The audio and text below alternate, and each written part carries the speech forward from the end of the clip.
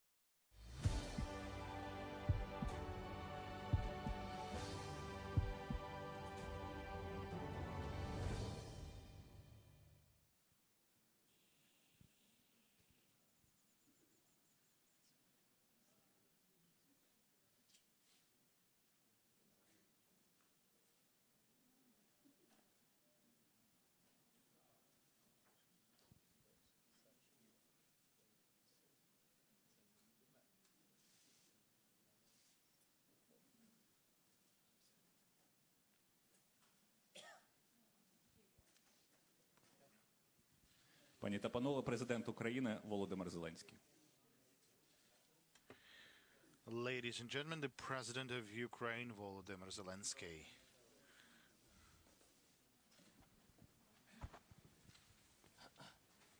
Пане президенте, вітаю. Mr. President, greetings. So, a short introductory word. Okay. Well, today I've had a lot of introductory words, in fact. But I'll start with the word of thanks. Thanks to the representatives of media, to journalists. And I think that what you've done over this year is very important. I'd like to express words of gratitude to these invincible journalists. Really, you've done a lot for the strength of our nations. The armed forces of Ukraine was fighting, the whole people, the citizens of Ukraine was fighting, and you did your own role. The same goes to the representatives of our foreign partners. So I'm confident that you fully recognize what you've done for the victory. All this feeling will come. So big words of gratitude to you for speaking about Ukraine, for the fact that the whole world is not forgetting about Ukraine. This allows us to remain strong, to remain invincible and unbreakable. So this is already a year of invincibility, so big thanks to you. Big words of gratitude to your colleagues that are unfortunately no longer with us because they've died in Ukraine. We have people like that, representatives of your very important profession. So I guess it would be fair to recognize all those people with a minute of silence to those that we all remember.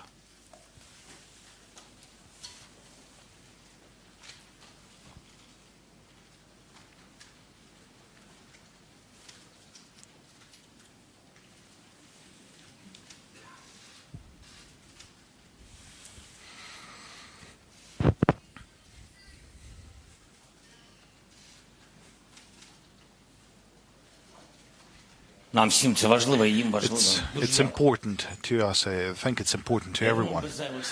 Now, I think we can start talking. Yes, don't forget to raise your tablets and introduce yourselves when. So, Christian, please, CNN. Okay. Mr. President, thank you for taking this question. Can we get him down? Mr. President, I'm interested in the timeline. Today, on the anniversary, you spoke to your own forces and you called for victory within this year. You have heard the Western friends, your partners, talk about as long as it takes. You know that the Russian leader believes that time is on his side. Why do you think that it's possible by the end of the year, and how do you assess the meaning of as long as it takes from your Ukrainian perspective? Thank you for this question.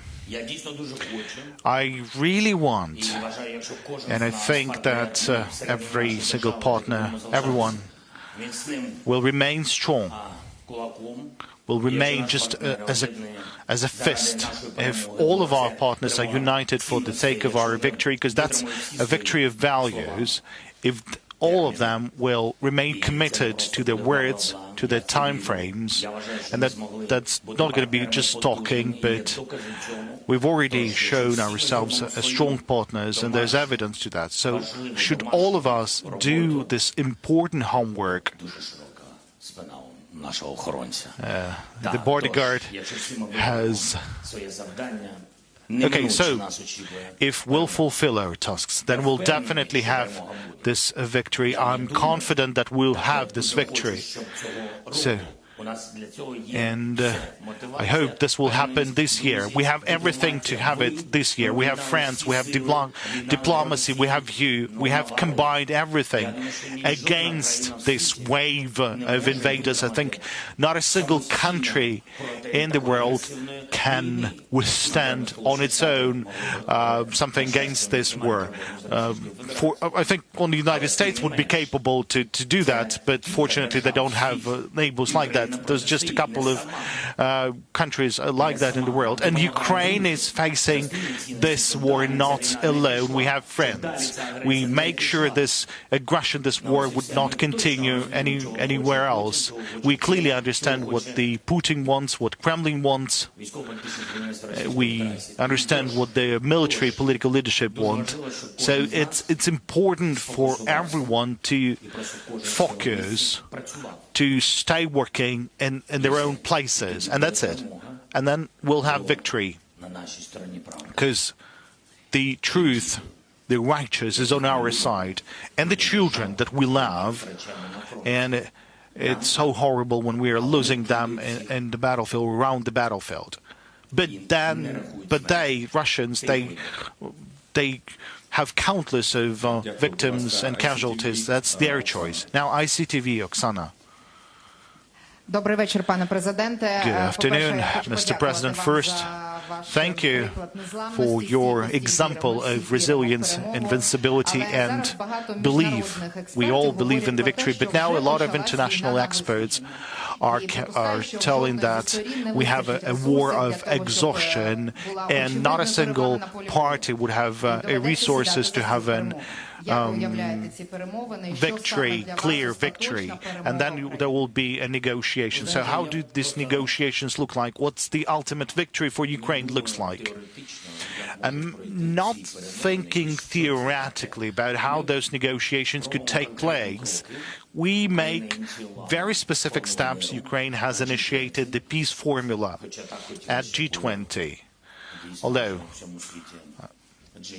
we would really like to have it G19 and not G20 in the world. So we've briefed everyone on the peace formula, how we see that. And then there's the outcome of what Russia has done here and how it has an impact not only on our security, because there are different crises caused by Russia's aggressive steps. As you know, the occupation of the nuclear power plant in Zaporizhia, and then the blocking of the sea and all the chains of supply as part of the food security. You know all of those aspects. So what else can I tell you? We've offered the steps, and today we can see some interest in fulfilling this peace formula and supporting that.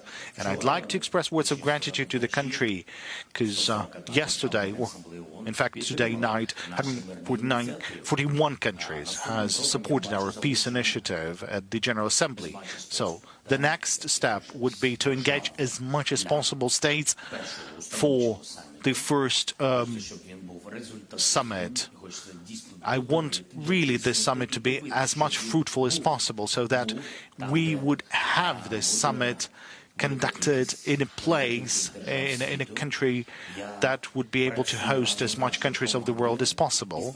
I'm working with our partners, with the team, in order to make sure that not only the strategic partners that are supporting us from the first days to be there at the Peace Formula Summit. And we're working hard to have representatives from different continents. We're working hard to have Latin America represented at this Global Peace Formula Summit, and so that there would be representatives of the African continent, so they would be engaged in this summit as well. We're also, frankly speaking, I would like to have India, I would like to have China participating. That's true. Our task is to engage as much as possible and to show the whole world that here's the respect to the territorial integrity, to UN Charter, to anyone's right to live. And the more countries will engage, the more support we will have. And we have developed the peace formula in a way which is very democratic. So it's a very clear step. So in order to reduce the risks among the countries supporting us, I mean, any country can support like a single point of this peace formula. They could support a nuclear safety, the environmental safety, and you know how many mines are there around the territory of Ukraine. That's why there is a lot of steps that we've offered. And there's also kind of a step that means the bringing of peace, because we need the security guarantees. And this is something we need, like a security package for Ukraine, for Ukrainians. And already we can see that this is the war that has a very significant impact. So security guarantees for the whole Europe. So when there is this fulfillment and then there is this respect to the international law and to the ordinary people and to the people of Ukraine. So if that would be fulfilled, then we'll get a diplomatic kind of a end of this war. But until that moment, we need to fulfill all these points of respect. Thank you. Now, the Mexican TV first row, please. Sorry, Mr. President, you were mentioning the resolution in the United Nations, the more than 140 countries that voted, demanding that Russia forces leave Ukraine immediately and without conditions. What do you say to the countries, the minority, that didn't support that resolution, that voted with Russia against it, or that decided to ignore it?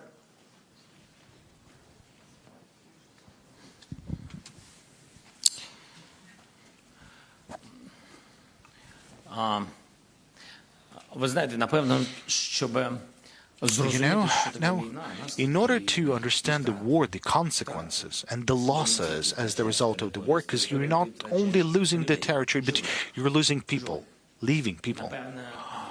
And if you're not at war, if you haven't ever lost anyone, then it's hard for you to understand what's happening.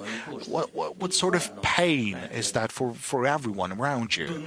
And it's hard to spread this information. And this is why we are working every day in order anyone to understand the consequences of the war, not through having this war, because it's painful, it's a weak position, because you're somewhere there.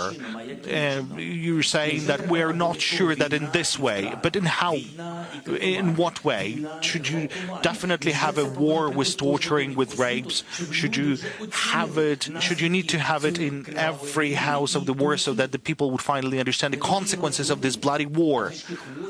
And then this big sick leadership of this Russian Federation, then there is this journalism to have this information being spread. It's hard to get this information to those countries that are voting against it. But still, we are working. There's 141 countries who voted in favor of that. There is this support to territorial integrity and sovereignty. So there's the answer. How these countries are, what sort of attitude do they have? So there's an answer in this support. Yes, they have to withdraw from your sovereign territory. Now, how do we work with the other countries? We do work.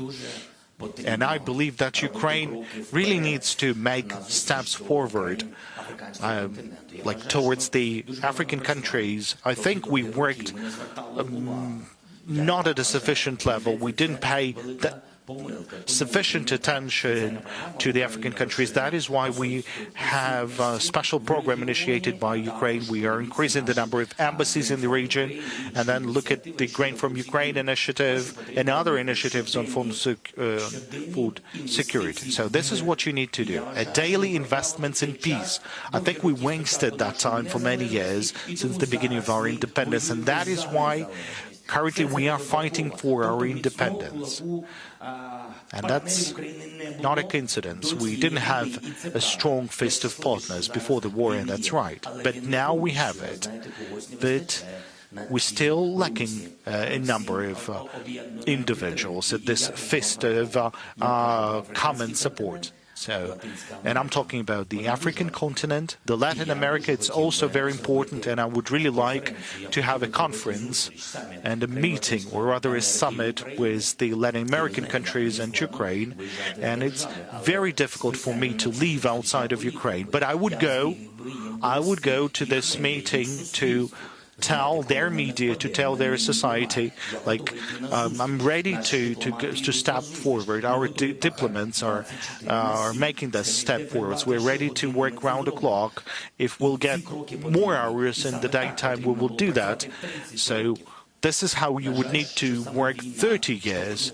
Unfortunately, it was the war that made us work so effectively, but nobody would have expected something like that out of neighboring country of Russia, that you would have something like that from Russia. There's this just willingness to destroy us completely, utterly. And that's why it's not a correction of mistakes. I'd like to say that I don't have any questions to anyone. I don't want to deal with that part of the past. I'm looking at the future. We need the total support of the war, and we will be victorious. We're working on that. And that dialogue is absolutely fair. This is a dialogue with many countries. We've worked on the unification of the European countries, and there's not only the EU member nations, but other countries, countries with different status, with neutral status, and we've worked in order to change this neutrality into the non-neutral status to war.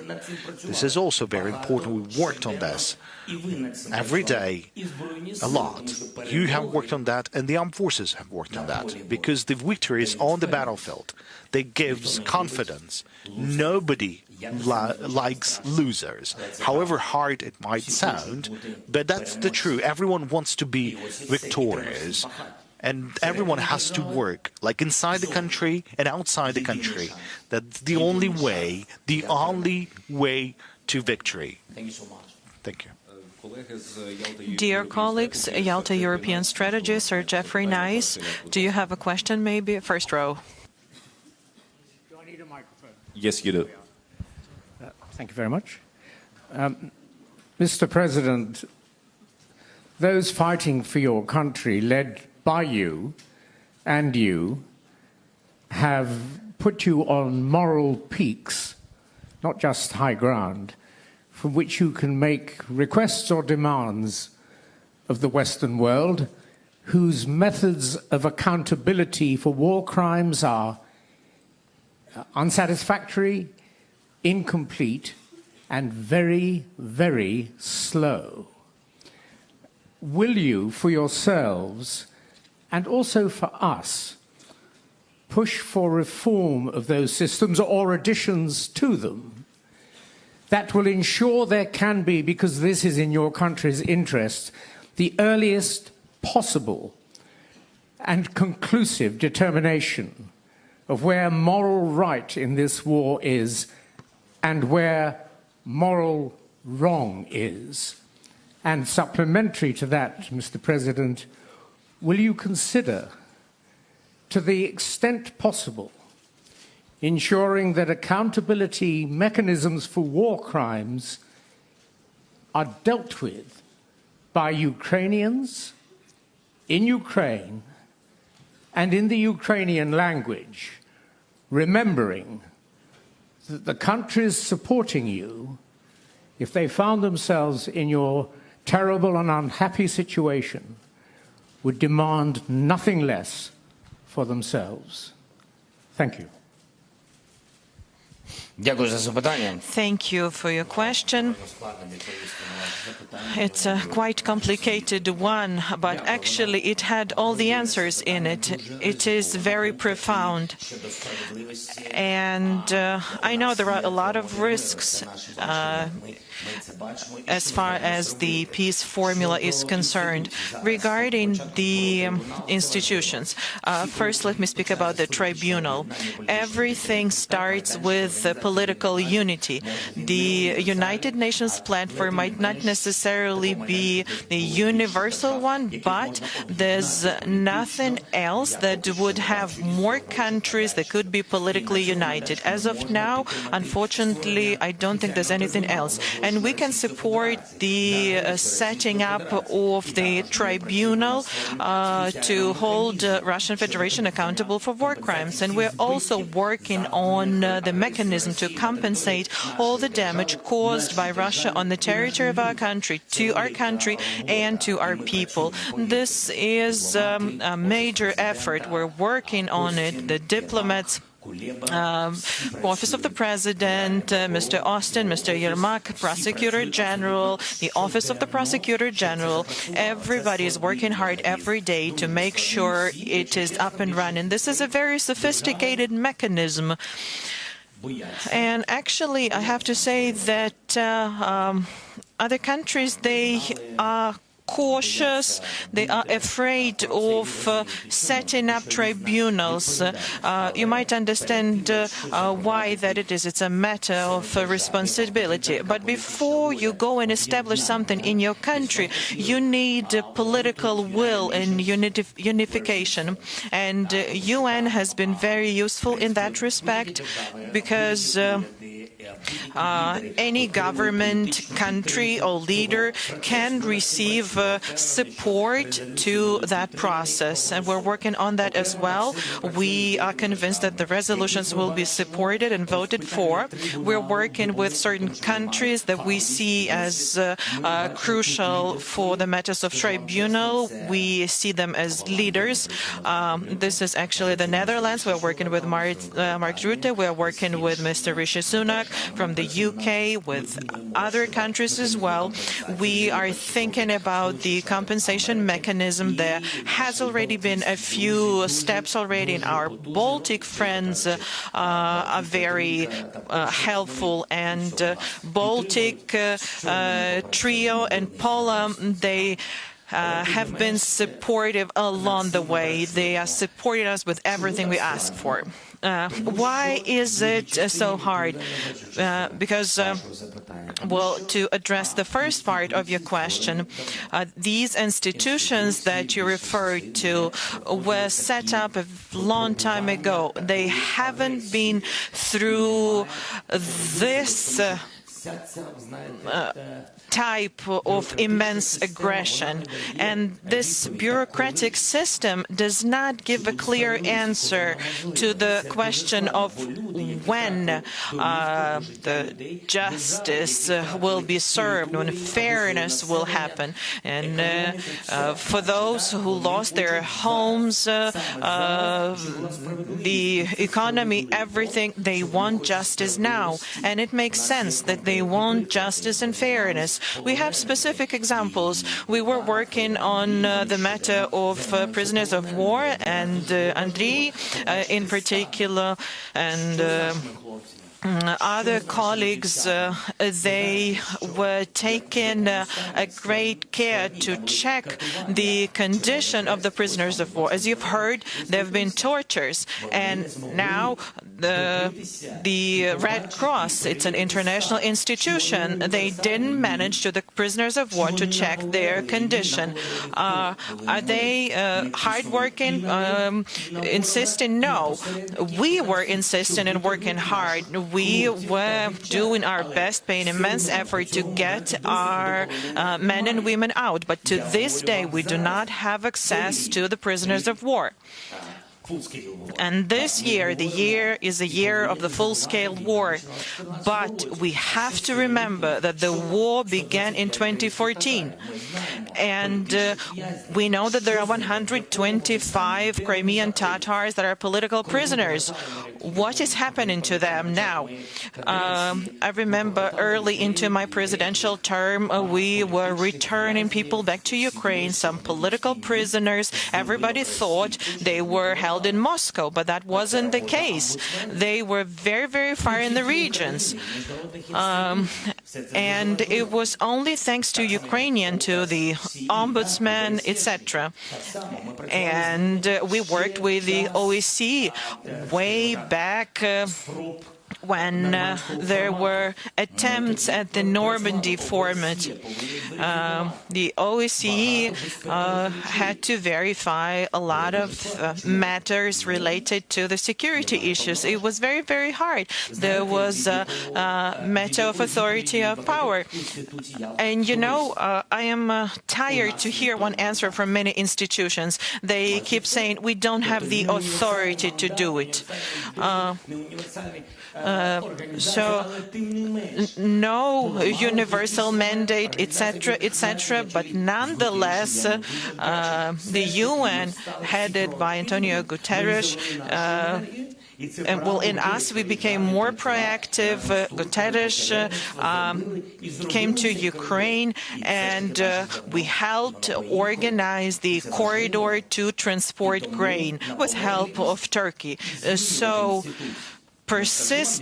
being persistent and being committed to change institutions is what helps. Actually, this war helps highlight weaknesses in Ukrainian institutions, in the EU, on the continent in general, and international institutions as well. And how do we change them? A different security infrastructure will emerge after the victory in the war. Somebody from Ukrainian media, LBUA.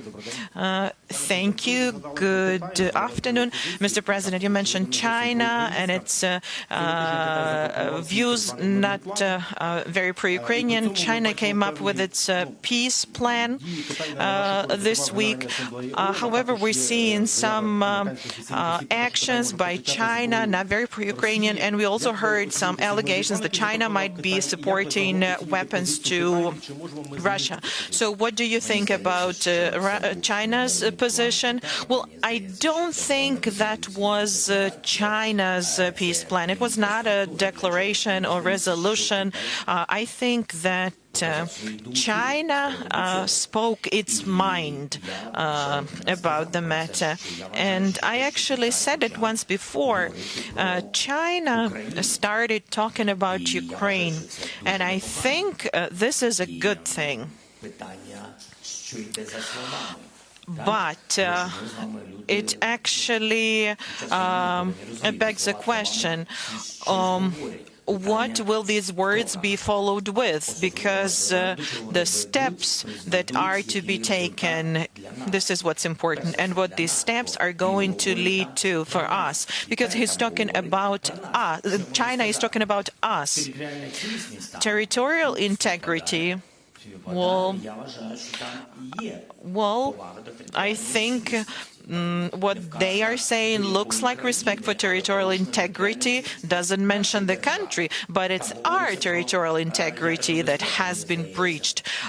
Nuclear security was mentioned as well. I think this is in line with the interests, global interests, and Ukrainian interests. There are some things that make sense to me. There are things that I disagree with, the entire world I think disagrees with, but nonetheless, this is at least something.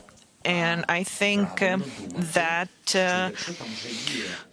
we would be safe to assume that if there are ideas that are aligned with the idea of respect for international law, territorial integrity, and some security considerations, we need to put that to good use.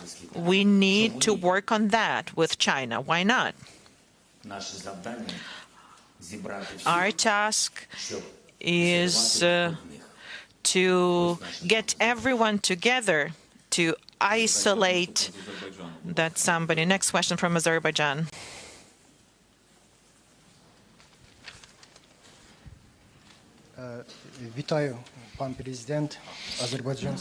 Good evening, dear Mr. President. I'm a journalist from Azerbaijan. What is the support to Ukraine from the post-Soviet countries, from Azerbaijan in particular?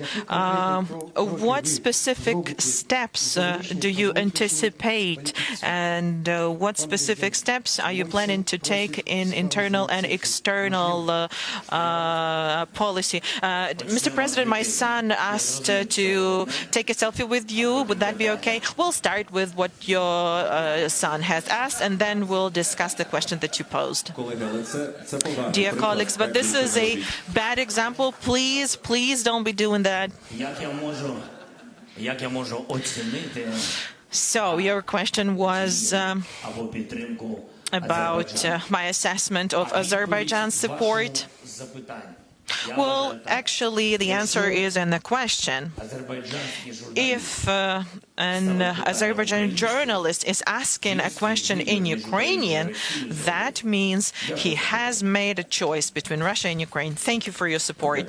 Thank you. Regarding President Aliyev, we are in touch with him. We communicate with him. We are grateful for his support that he's extended to Ukraine, and he respects our sovereignty. I think that's priority number one. He has respect for the territorial integrity of Ukraine. He thinks that Crimea is Ukraine. Thank you. Let's talk to this part of the room on PR, National Public Radio.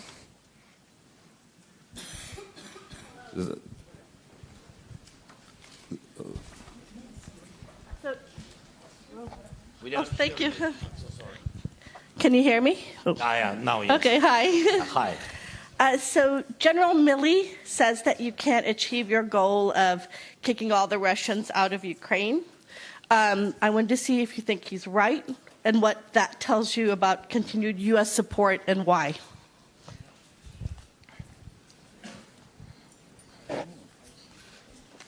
Дуже дякую. Thank you for this question. First of all, I know General Milley personally.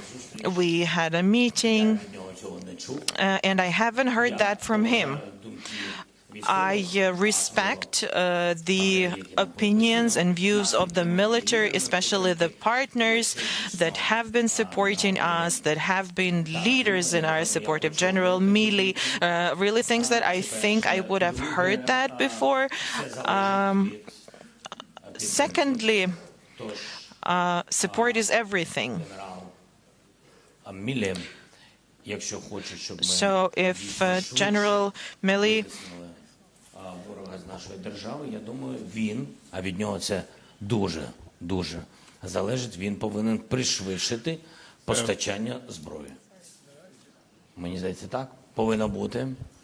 Що стосується підтримки в цілому Сполучених Штатів, якщо ви не проти, я додам. Я вважаю, найголовніша відповідь приїзд президента Байдена. I think the most important was the visit of the President Biden. There's weapons, other things, and it's up to the President and Congress, but first of all, it's support of the public. And I saw that American people, they support us. During my visit to Washington, D.C., I saw people with Ukrainian flags in the street. So I know that the U.S. support is very, very important. And support is weapons, humanitarian assistance, etc., etc. That's one thing. And there's another thing, believing in our victory. And this is what President Biden's visit was about. And President Biden came to us. And General Milley hasn't been here yet. Sky News, Deborah, please. Thank you very much. Deborah Haynes from Sky News.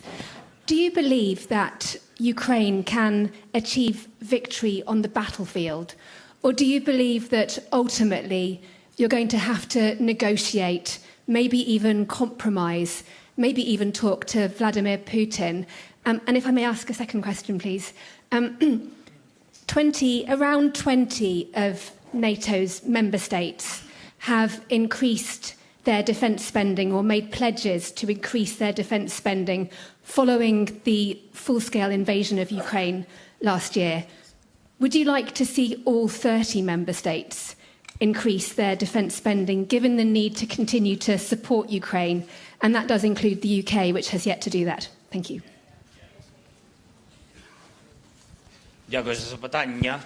Thank you for your question. If I forget something, please make sure to remind me.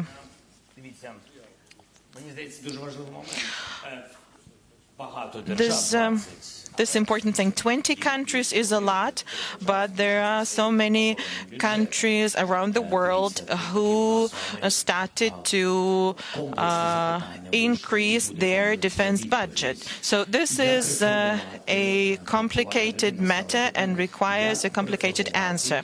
There was a previous question: how do you reform institutional security globally? And you are talking about increase in defense budgets. That's the answer. The war in Ukraine gave rise to the resetting. Everybody understood that the systems are not perfect, that we need something more powerful. And I'm not talking about ammunition.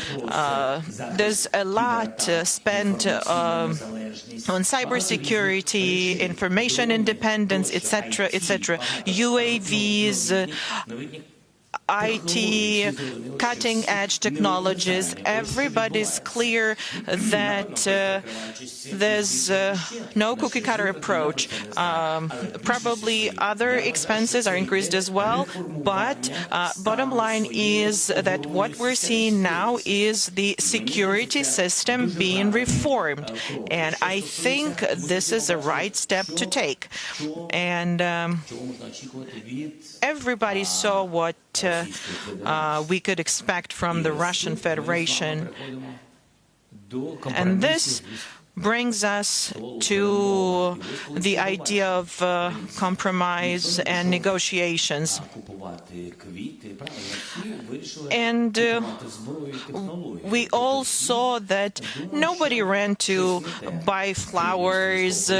Instead, everybody went to buy weapons. Nobody wants to develop business with the Russian Federation. More and more sanctions appear. Sometimes sanctions hurt, but everybody's clear now that they're making you dependent on Russian gas, and if you are that dependent, then you're gonna get cold eventually, because at some point they might start thinking that they want to have their people in your country, they want a part of your territory, and then people realize that we need independence, not just on paper. We need real independence to defend our people, because this is what that one person has done with independent Ukraine, who was a neighbor and even, so to say, a friend yesterday. So this brings me back to the first part of your question. After everybody saw that they kill people, that they torture people, and they're not even trying to hide their attacks. They're talking about nuclear matters. They decided to take Iranian drones and kill civilians. And those civilians did not have guns in their hands. They had their children in their hands. And seeing this picture of the world, do you think we Ukrainians could sit at this to negotiate with all of this? I don't know how to call that. We call this phenomena Russism. I don't have a better word to put it. So that's the answer. We need to start from scratch. We need to go back to what was violated. Our right to live on our land needs to be respected. Leave our territory, withdraw, stop shelling us, stop killing civilians, stop destroying our infrastructure, energy sector, potable water, stop air strikes on the cities, stop killing dogs, cats, animals, stop burning the forest. So you go ahead and stop doing all of that, and only after that we'll tell you what format will be used to diplomatically put an end to it. Okay, now the Ukrainian Pravda, please, from this part of the audience. Good afternoon, Roman Krovets, Ukrainska Pravda. I'd like to go back to the major topic of this press conference, that's the year of the war. It's time for some intermediate conclusions, and my question is sort of personal. It's composed of three components. First, can you recall your personal, the most horrible day and the horrible night of the full-scale war? And second, we all humans, we can all make mistakes. Now, what's your biggest mistake over the period of the full-scale war? And third, who, over this period of the full-scale war, among your team, who sort of disappointed you? Thank you. Okay, I'd like to start with the one who disappointed me. Sorry, because who disappointed? All those who left on the 24th of February, all those who left Kyiv, all those who were leaving cities and towns, all those who were supposed to fight for the country, who had to take care of the security of this country. So all these people have disappointed me. Now, my largest mistake, I don't know.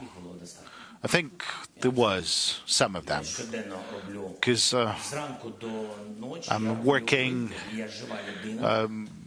from early morning to late night. I'm a living person, and no matter how someone might think of that, so I make choices, so I am convinced that I'm making mistakes from time to time. What's important is that for me not to have any fatal mistakes, because I'm a guarantor of the Constitution, I'm the guarantor of the national security. So what's important is that I won't make any fatal mistakes. Now, with God's help, haven't made any mistakes like that. Now, what was the horrible day, or the horrible night, the most horrible night? Over this year, I think Bucha. What I saw, the moment we've deoccupied Bucha, it was horrible.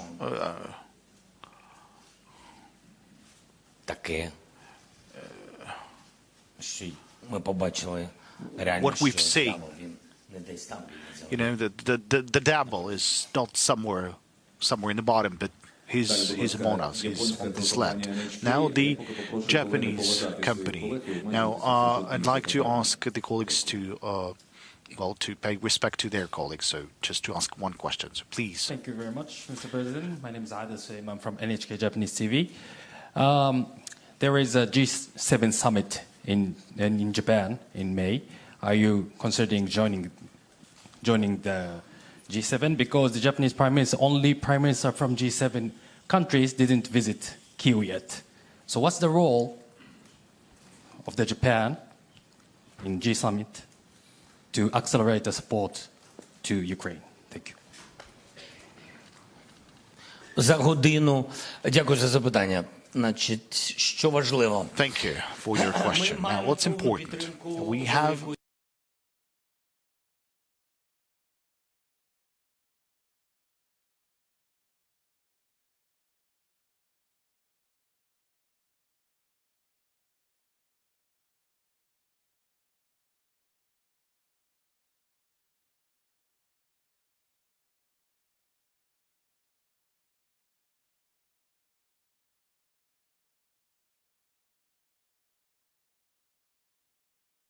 information will be sensitive. Now, talking about the support that is required to Ukraine and what the G7 is ready to provide to us, there's a significant package of support, and some support is coming from Japan. Let me concentrate now on Japan. So I'm very grateful to the Prime Minister. We have a great understanding. He's very straightforward. So, and at a time of war, I have understood the true value of people being straightforward. There's a clear understanding and clear support. I understand the amount of fund that the Prime Minister is going to coordinate with the Parliament.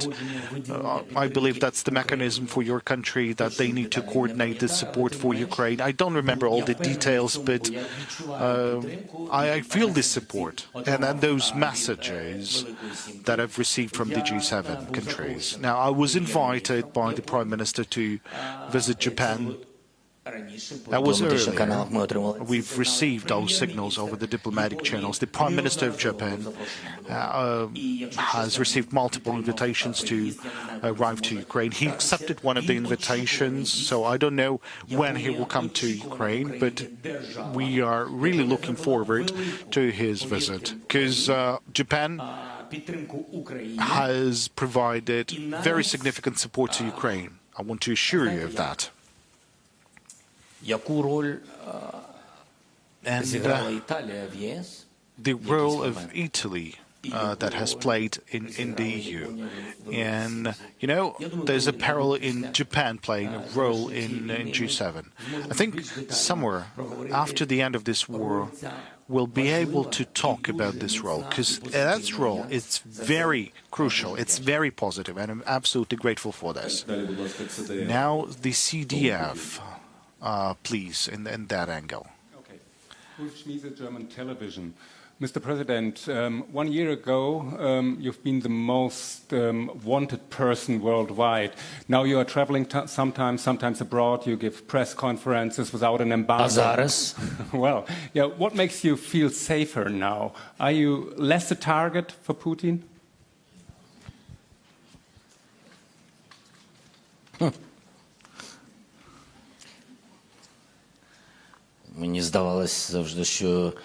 I always thought that Germans have more information about Putin's thoughts than I am.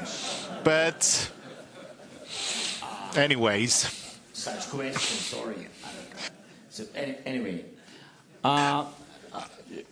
So what am I doing? My task as the president, as the leader of our country, not to make even an assumption of support to Ukraine being weaker. I think that the unity of the world and maintaining this unity, this is my task. Whether I'm doing that right or wrong, I'm not alone in doing that, but still, there's moments, like in the beginning was a difficult moment, but we've demonstrated that we could have achievements, and I had rough dialogues with many, both official and unofficial, and it was a kind of a moment like that, and then the sun has risen in the ocean, and everyone has seen that we are strong. And it's not just a matter of we are stockpiling weapons, for example, somewhere. No. We need that to survive. We are not fighting. We are struggling for our life. And then there was a different stage. And then it was difficult. And it was fatigue. Well, the beginning of the fatigue. And it's absolutely fair for everyone. Every people has their own questions, challenges, prices, waves of inflation, many other things, the energy crisis, food crisis, because of Russia's blocking seaports and doing many other things, causing many crises, and there are ordinary people, there's, you know, some of your thoughts, but then deep in your heart there's the support in Ukraine, to Ukraine. But so on the one hand there's the support to Ukraine, but on the other hand there's your own family. But it's important that everyone to know that this is not our war. We are fighting for all of you. And it's not this war that caused the crisis. It's the Russia that is intentionally causing this crisis in order to weaken your support and to blame Ukraine for this crisis. So my task is doing everything possible so that the world support would not be weaker.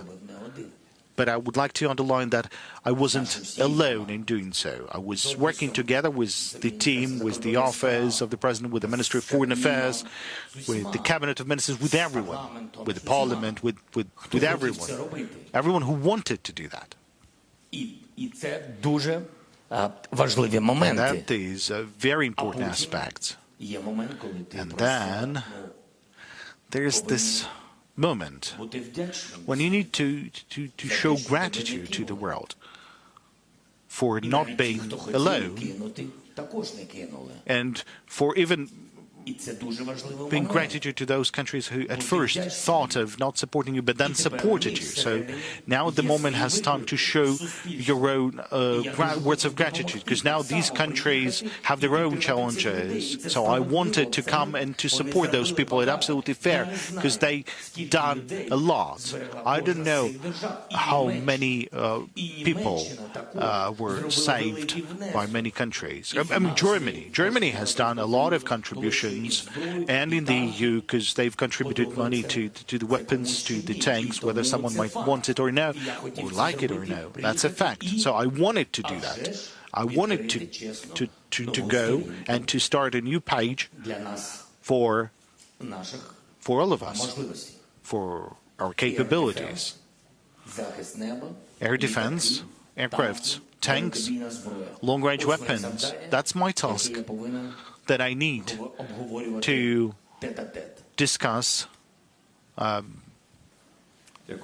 one-on-one with the leaders. Now, 1FM, please, at the central row, central aisle. Good morning, good evening, Mr. President. Thank you for receiving us today. Emmanuel Macron, I'm a journalist from the French news channel BFM TV. Our President, Emmanuel Macron, said a few days ago that he wanted the defeat of Moscow, but without crushing Russia. Do you think it is compatible with a full victory of Ukraine? What do you think about this position? And if I may add a second question, you talked about the worst day of the war for you. What, on the contrary, what's been the victory you've been the most proud of, the most happy about since the beginning of the war? Thank you very much.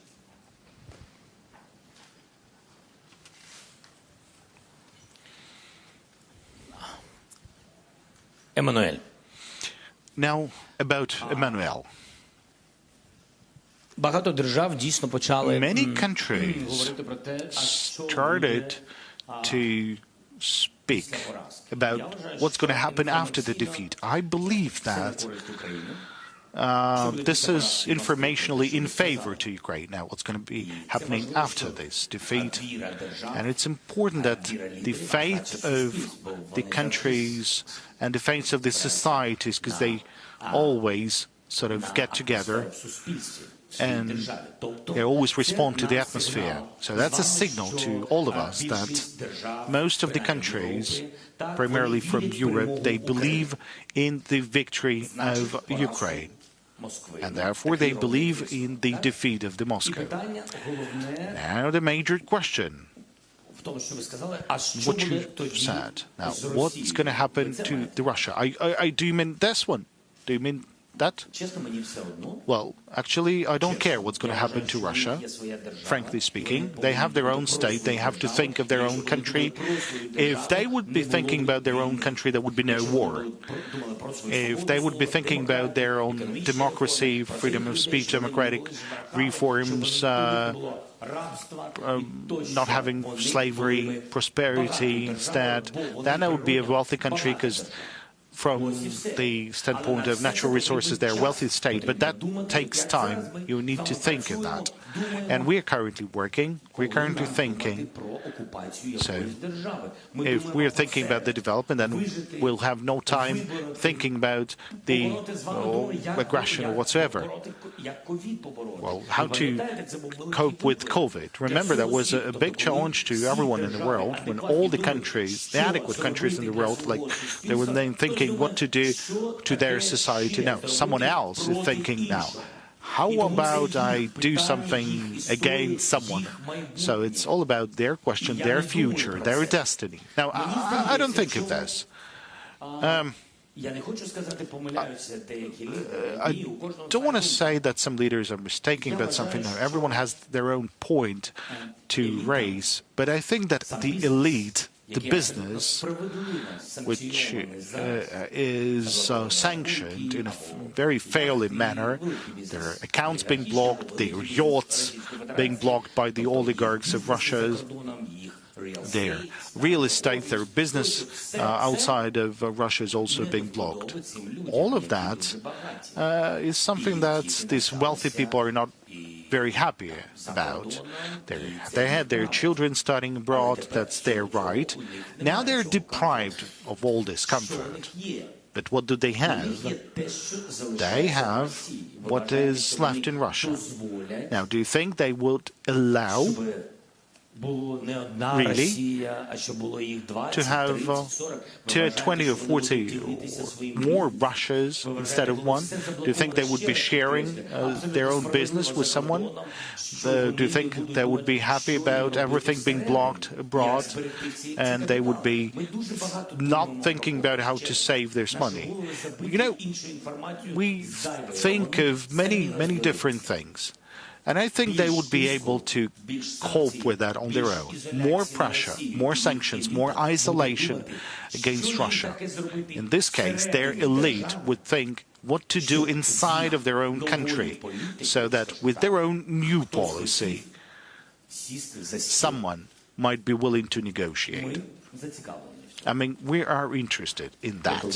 Thank you. Maybe a question in Russian, a TV channel called Freedom. Доброго дня, Ксенія Барвіненко, Good телеканал Freedom. afternoon. Ksenia Barvinenko, the channel, there will be a question in Ukrainian, even though that's the Russian channel. A year ago, when we were all shocked with the full-scale war, still everyone was calling upon our Western partners to provide us the aircrafts to close the sky above Ukraine. At that point, everyone was telling that it's impossible. Well, the same was about Leopards, but Leopards are already in Ukraine. Now, talking about the aircrafts, there's a lot of debates. We can hear a lot of statements. 3 weeks ago, the US President Joe Biden said that they're not transferring F-16s to Ukraine. And then we're hearing statements from our politicians, from our ministers, that there is already a dialogue and there will be a positive decision for Ukraine. Now, can you explain what's the real situation with the F-16s? When are we going to have them? Maybe if not F-16s, maybe F-22 Raptors or something newer. The Victory Day, I would like to finish answering the question of the French journalist. The Victory Day is going to be the happiest day for me, and not only for me, but for every Ukrainian. And now to your question.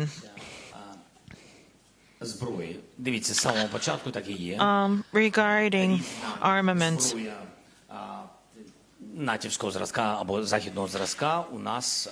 there are different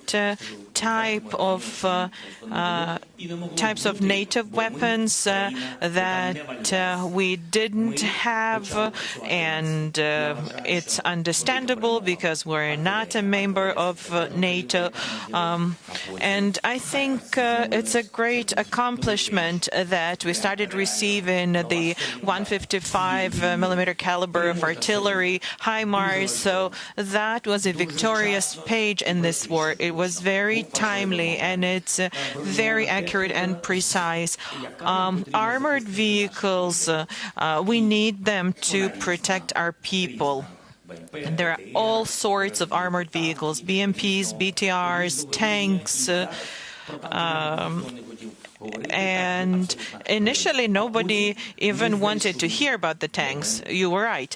But then we found a moment, we found a key, and we did something. Last autumn, we saw that we are capable to take back our land.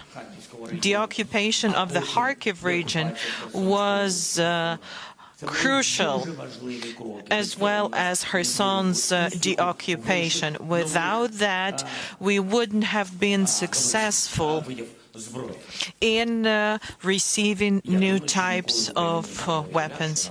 I believe nobody in Ukraine couldn't even fathom that we would have Patriots, but now we are receiving help.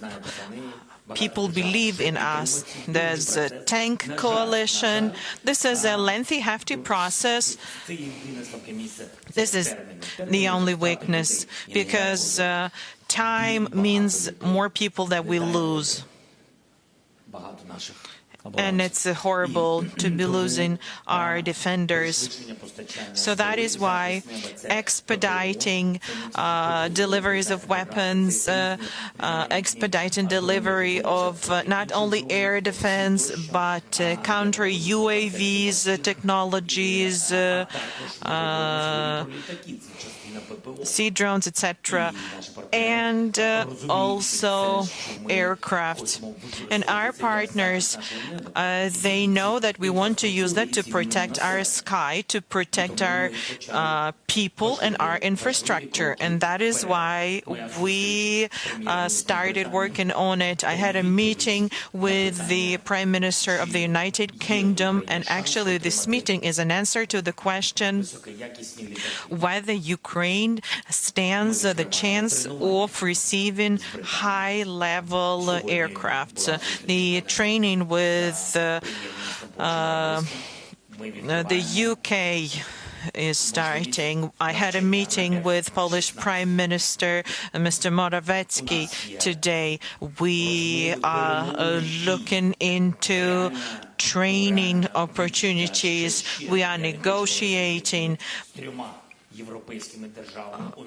And there are 3 more European countries that we can receive training and aircraft from.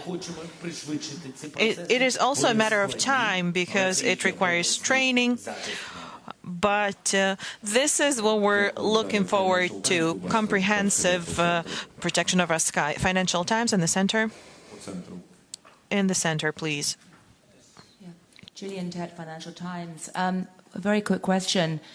You talked about the Chinese peace proposal and welcomed some element of it, but it did not mention at all the withdrawal of Russian troops from Ukraine.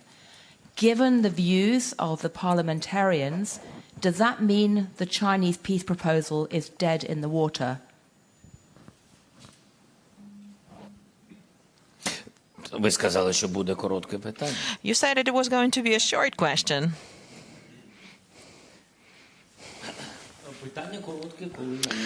Well, it's only a short question when the answer is short. Well, everywhere where there's China, it's very hard to find a short answer. I don't think that what China did was an offer in and of itself. I believe it's only the state on whose territory the war is taking place can do that. So we came up with an offer of our own. We came up with the peace formula. Well, I think it was an important signal that China looks like is going to participate in it. That seemed as their views. As of now, I'm seeing this as a signal only. I don't know what comes next. It depends on the further steps taken. I want to believe that China is going to side with the idea of fair peace. Peace and fairness, which is our side. I really want to believe that China is not going to supply weapons to Russia. This is very important. This is priority number one for me. And I'm doing my best to prevent that from happening. It is very important for us. Because, you know, it's better the way things are for China now than in Russia's embrace. Because, you know, there's this risk of the Third World War. And only after we see specific steps will we be able to discuss them. So far, I'm just seeing an opinion. The most important is territorial integrity, and territorial integrity implies withdrawal of Russian troops. If it's not there, that means it is not okay with us, the way it is written now. If this is what's implied, that there is no withdrawal of Russian troops. Prime Minister of Sweden, Carl Bildt, no question? Okay. Thank you. Then next, Anadolu Agency, please, here. Thank you, Mr. President. Can I ask a question in Russian? If Turkish President Erdogan prepared for negotiations in Istanbul, and if Russian president were to wait for you there, would you accept that? Are you from the Turkish television, Turkish news agency in Turkey? I just had a conversation with President Erdogan before our press conference. We had a nice conversation. I expressed my condolences. You know that this is a tragedy for us as well. And the president reached out to me, and we sent Ukrainian specialists to help with this earthquake situation. We sent cargo planes. This hurts us too. As a country in war, we perceive this pain as our own. I'm very grateful to President Erdogan for his assistance, with the grain trade matter, with Azov regiment. We managed to return some of the men that could have been executed. It wasn't all of them, but still, President Erdogan has done some things that are very, very useful to Ukraine. And he knows what I think about what you asked about in your question. He knows about my views. I reached out to him and we discussed it even before the war. And I told him, as well as I told that to many other people, I said to him, make sure Putin agrees to sit at the negotiation table. We cannot have a full-scale war happen. And he couldn't do it. But now he thinks he can. But we no longer are able to go for that. It's a different person. Putin, there's nobody to talk to. Ukrainian Novina News Agency. Good evening, Mr. President. If I may, I'd like to ask a question about internal matters, internal processes. As we remember, in 2021, the National Defense and Security Council imposed sanctions against 100 Ukrainians, the so-called blacklist, the U.S. blacklist. Those were the people that were sanctioned there. And there were a lot of well-known businessmen, high-ranking officials in that list. But also some people were missing in that list, and they should have been there. In particular, talking about an official, Eduard Stavitsky, now known as Nathan Rosenberg. In 2021, the U.S. Treasury imposed sanctions against him, but unfortunately he's not under sanctions now. And you know what kind of person he is. You know that he's been anti-Ukrainian, he's prosecuted by our Ukrainian law enforcement. So the question is, how can you explain that during the 9th year of the war and 2nd year of the full-scale war, people from Yanukovych circles still have businesses in Ukraine? It is not sanctioned. And one more.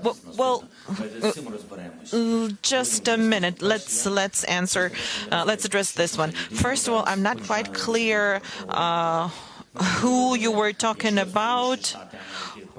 Well, every time the U.S. gave us a list of persons to sanctions, we would mirror that and sanction them. And if the person you're talking about is culpable, then we will correct ourselves, but you have to be clear that we're talking about hundreds of people that were sanctioned. I cannot have information and know about each and every one of them. Well, you could just give me the materials. Bogdanov, who is Bogdanov? Reznikov Budanov's case. We remember what happened and what didn't happen. You understand what I'm talking about, right? I just wanted to hear from you what happened exactly. Please ask a question. Was there talk of replacing the Minister of Defense, Reznikov?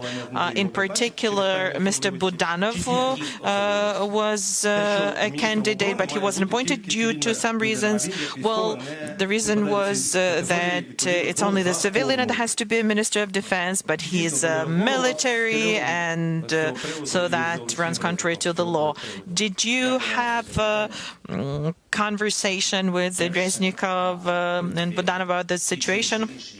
Well, the decisions that I'm making as a Supreme Commander-in-Chief with regards to the security and defense of our country is something that I do not discuss publicly, some of the decisions.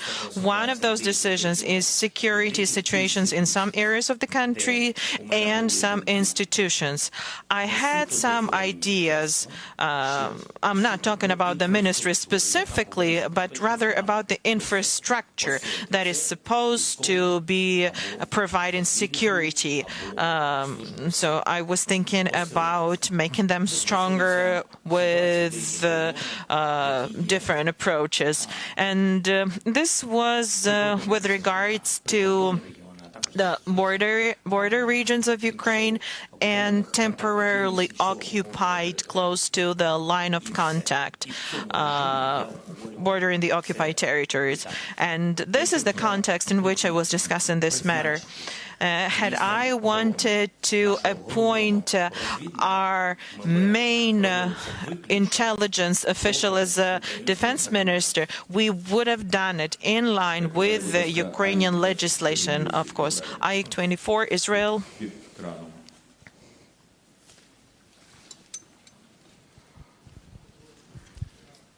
Thank you, Mr. President. Regarding Iran, you reportedly said last week to our Israeli foreign minister that Ukraine and Israel share a common enemy inside Iran, in the Iranian regime. Now, how does Israel help Ukraine in curbing the Iranian military aid to Russia, maybe with intelligence, maybe with know-how, and also, you know, these alleged Israeli strikes on Iranian military infrastructures, do they actually help Ukraine?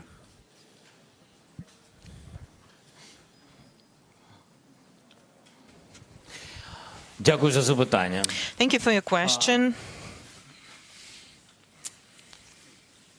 Довгий час впродовж цієї війни я For a long time during this war, I was really looking forward to Israeli support, not only from the public, but also from their political leadership, from various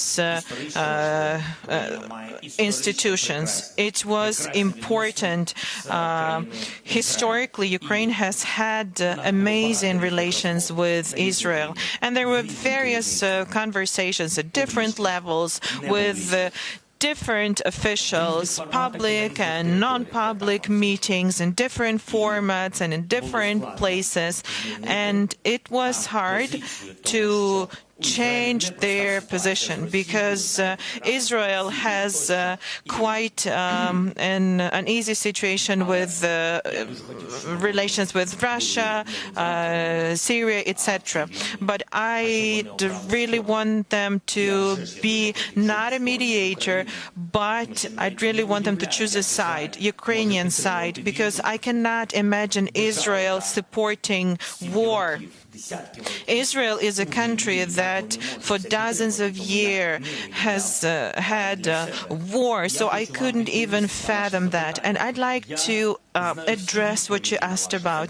I know I have all the answers to the question, but unfortunately I will not be able to share them here. I cannot jeopardize the improvement of Ukraine and Israel relations that has begun. SBS Australia and then SBT Brazil after them. G'day, Mr. President. Most of your allies have reopened their embassies here in Kyiv. Australia has not, citing security concerns.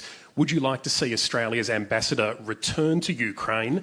And if he does not, will it affect relations between Australia and Ukraine?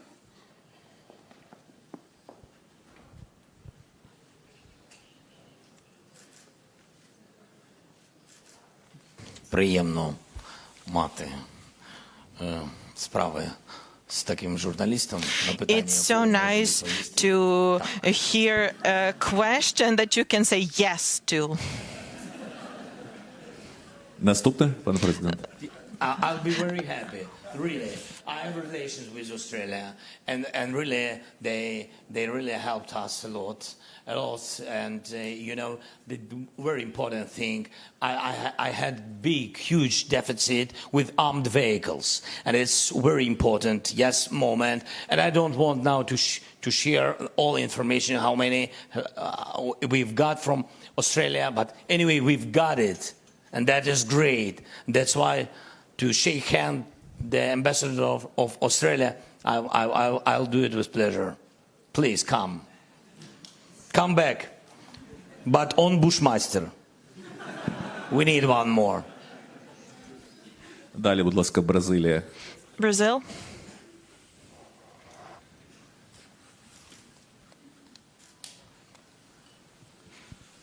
Mr. President, President Lula is trying to gather countries outside Europe and North America to facilitate, to bring both sides to the negotiation table. Have you talked to him about this proposal? And you know that Brazil is supporting Ukraine in the UN, but has a different approach on sanctions, delivery of weapons and ammunition.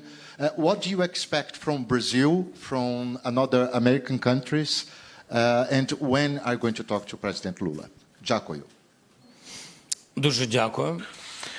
Thank you.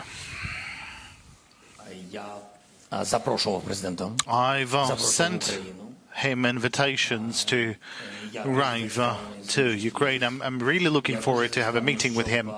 I would really like him to assist me and support me with a platform for conversations with Latin America. I'm really interested in it. I really appreciate some of the steps of Brazil, really, of supporting us, our territorial integrity and sovereignty. That is for us so important, especially now. Yes, and what I'm just waiting for our meeting Because eyes to eyes, face to face, I will be more understandable, and I think Ukraine will be more understandable. That's it. Thank you. Now, Vipro from Netherlands, please. Mr. President, thank you very much. First of all, do you think in your lifetime you will see President Putin inside an international court, for example in The Hague, the international capital of justice? And second, you just met the Prime Minister of the Netherlands, Mark Rutte, and you talked about the delivery of F-16s. Is it correct, that's what we heard, that Ukrainian pilots will be trained to fly on the F-16s, for example, by the Netherlands?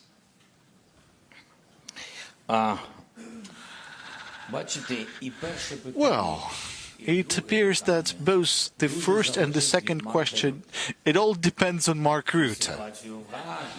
I mean, the situation in Hague and the possibility of providing us with aircraft.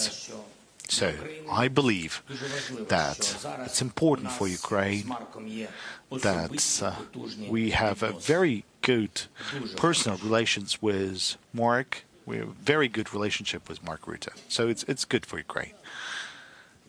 Thank you. Okay, we can proceed. But looking at what you've said in the very beginning, yes, it's important to, well, to settle this matter with the accountability, with justice till the very end. I mean,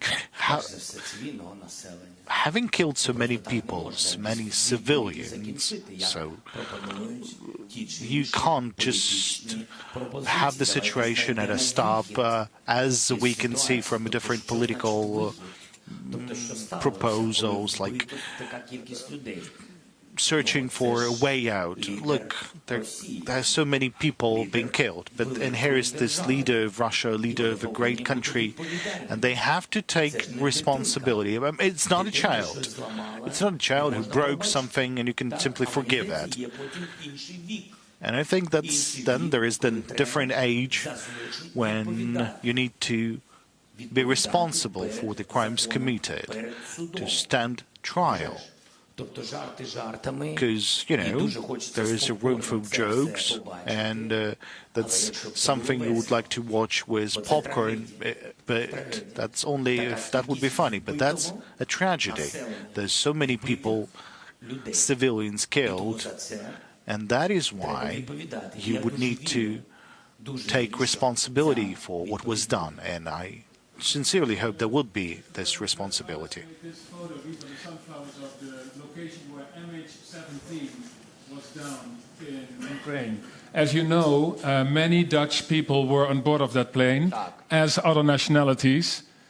Have we got a common goal to get President Putin in front of judges? Because Dutch investigations found out that President Putin decided to down MH17, as he has decided to go into your country. And the Dutch photographer wanted to give you this photo of the sunflowers on that location of MH17.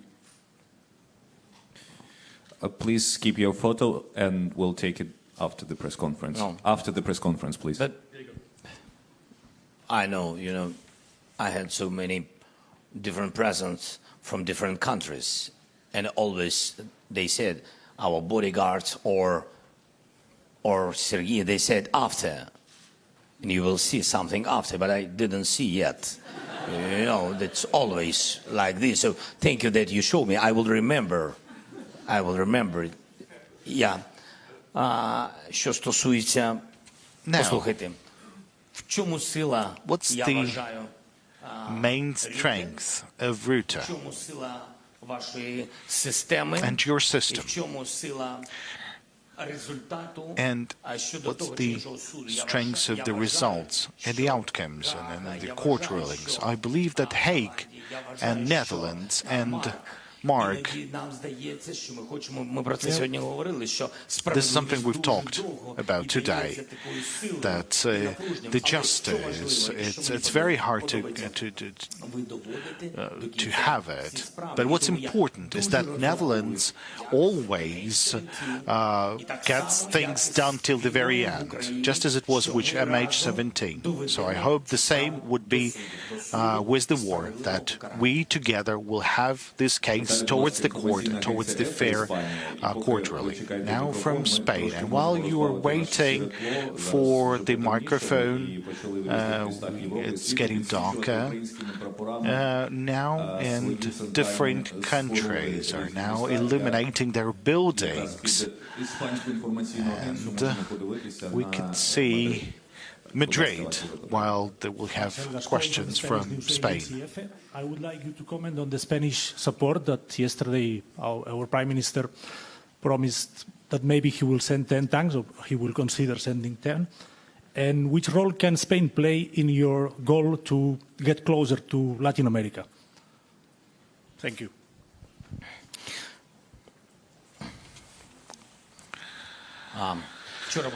Yesterday. Was it yesterday? Was that yesterday that we had a meeting with Pedro? Oh, it was yesterday, indeed. So yesterday we had a meeting with Pedro Sanchez, the Prime Minister of Spain. First and foremost, I want to say that we had a lot of skepticism in Europe, and that's correct in terms of our candidacy. And we met Pedro, he met Ukraine, he got accustomed with Ukraine. So Ukrainians played a great role. He saw our country, he saw what we are fighting for, he saw the way we're changing. What's important that he saw that institutionally we were running in parallel. I mean, everyone has continued to work. All the banking institutions, the rest of the institutions still working despite the war. And I think it's great that he came in April. He was among the first leaders to arrive to Ukraine. So we found the relationship through him. And I think that the Spanish society has understood Ukraine better through him as well. And then there was this attitude of your society towards our internally displaced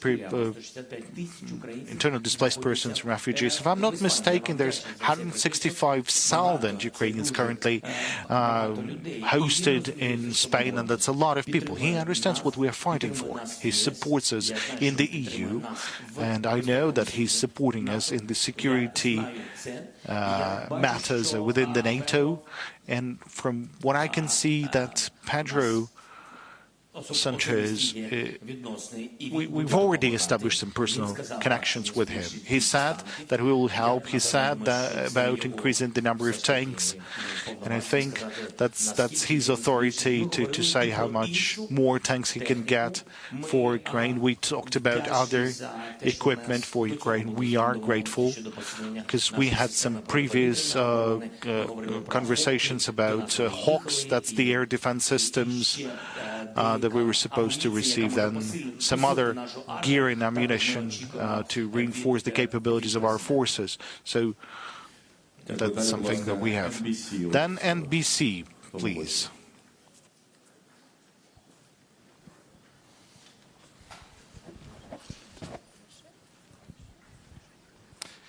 Thank you, President Zelensky. Last week, the president of Poland had said that if this war is still going on 1 year from today, there is a real danger that an empowered Russia will invade another state. Given how effectively you have held back a Russian advance with NATO's help here in Ukraine, is it even conceivable that Russia could invade another state, particularly a NATO state? На жаль, так. Unfortunately, yes. Unfortunately, I believe it's possible. And that might happen. Why? I can give you an explanation. President Putin needs to demonstrate successes and victories. So there is not going to be a success on the battlefield in Ukraine, and he will not succeed with the massive revenge in Ukraine. So he would need to demonstrate success. And everyone understands that he can have success in weak areas, and better it would be countries that was under the influence of Moscow before the war or during the Soviet times, and it's better to have some sort of conflicts or maybe some sort of Відбувається. І тут Молдова, ви знаєте приклад Молдови. You know the examples of Moldova. You know that our intelligence have intercepted the documents, and I openly, publicly told this. I brought this information to the EU. I have provided that. Well, the moment I have received this information, I transferred that information to the President Mayassandu, and there's evidences that they wanted to replace the leadership of the country. Now, let's think how they can do that. How? I mean, they don't have common borders with Moldova. That means there would be an amphibious operation. That means an attack from the Transnistria or the attack of the Chisinau. So that's something that is happening, and they might be doing that. They might be developing this direction, because I don't remember when was the meeting. It was on the 10th of February. There was the meeting in Brussels. Now then, that's the end of. Now we have this end of February. That's the 24th. So it took them 2 weeks to find a different informational attack. So now they're saying that the situation at the borders, along the contact line between the Transnistria and Ukraine. Now, at this area, they're saying that there's some misunderstandings, some shots being fired, and they're saying through the media that Ukraine is planning to go to Transnistria. Why? Because they clearly understand that we respect the territorial integrity of Moldova.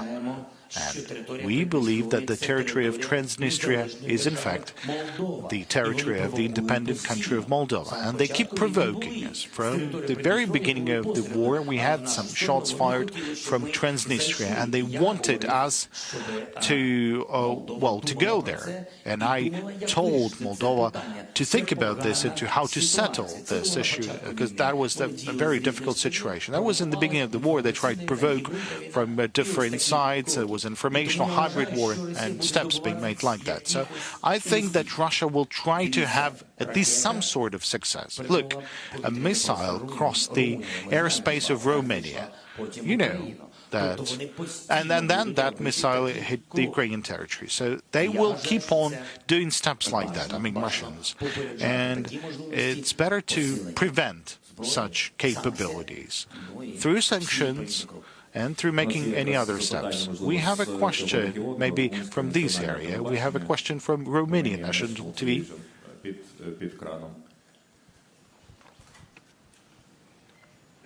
Mr. President, wait for your microphone, Mr. President, please. If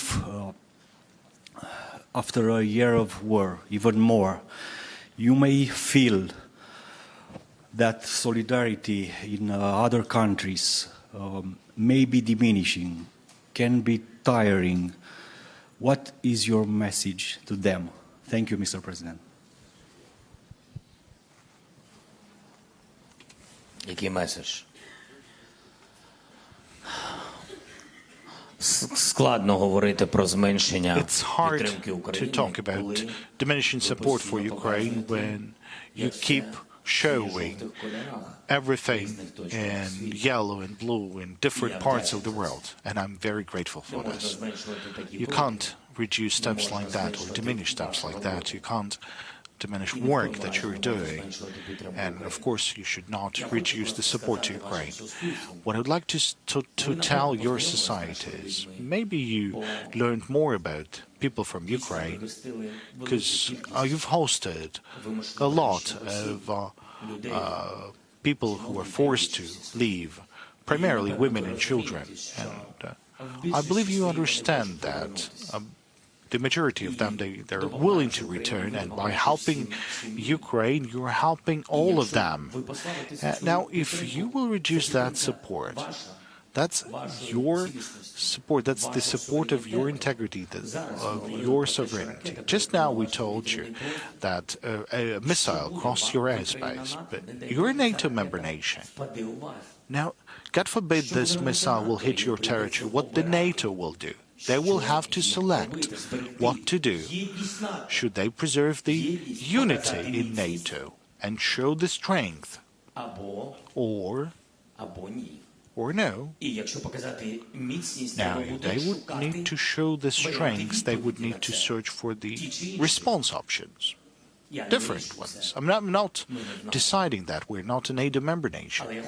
But I want my voice to be heard not by the NATO member nations, but the societies of these countries. These people, the ordinary people. Ukraine has no right to fall just for the sake of preserving or defending the European continent from the horrible war. Because I believe that Russia may proceed with its actions. Now, look at the countries where they would like to have like an influence, just like it was during the Soviet times. Where did they have their KGB? Where did they have their armed forces being deployed? Now, let's analyze where they might be happening, and you will understand that this will be a chaos. We cannot let this happen. Now let's have a question from Suspilne, please. Thank you for this possibility. Mr. President, surely you know that thousands of Ukrainian children have been abducted and deported from the occupied territory, from the destroyed cities. And this is an unprecedented situation when so many children have been abducted. And they were forcibly kept in the boarding houses, boarding facilities. So I have a very simple question. How and when we will return those children? Are we making some steps now? What can we do with the help of the international organizations and our partners? Thank you. We cannot take the children back by force because we cannot enter the territory of Russian Federation. No global institutions can do that by force either. They cannot do it either because they don't have a mandate or because Russia doesn't want to let them in. So what we can do, we can exert pressure. There's going to be United for Justice conference in Lviv, and there will be Prosecutor Han invited high-ranking leaders, prosecutors, international organizations, and different solutions are going to be discussed.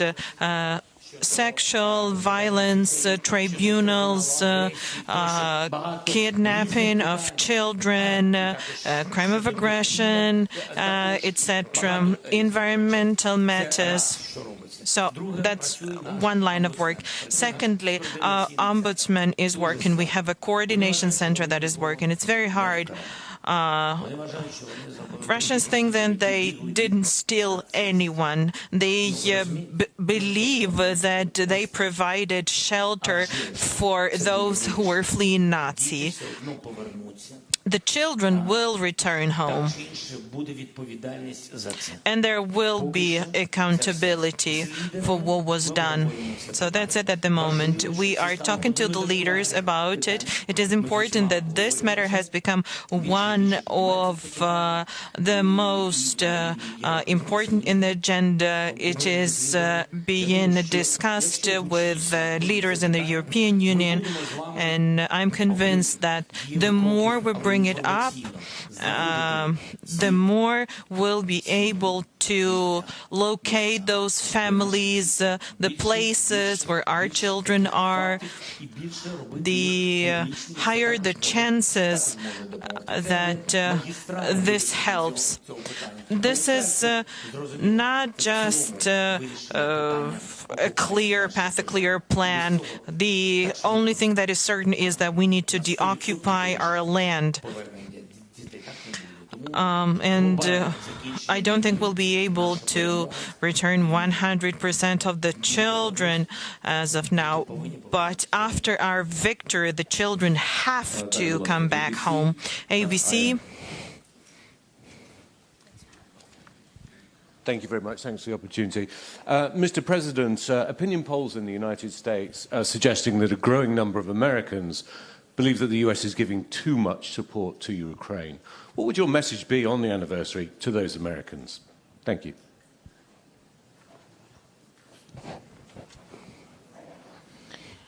I would like to thank the American people.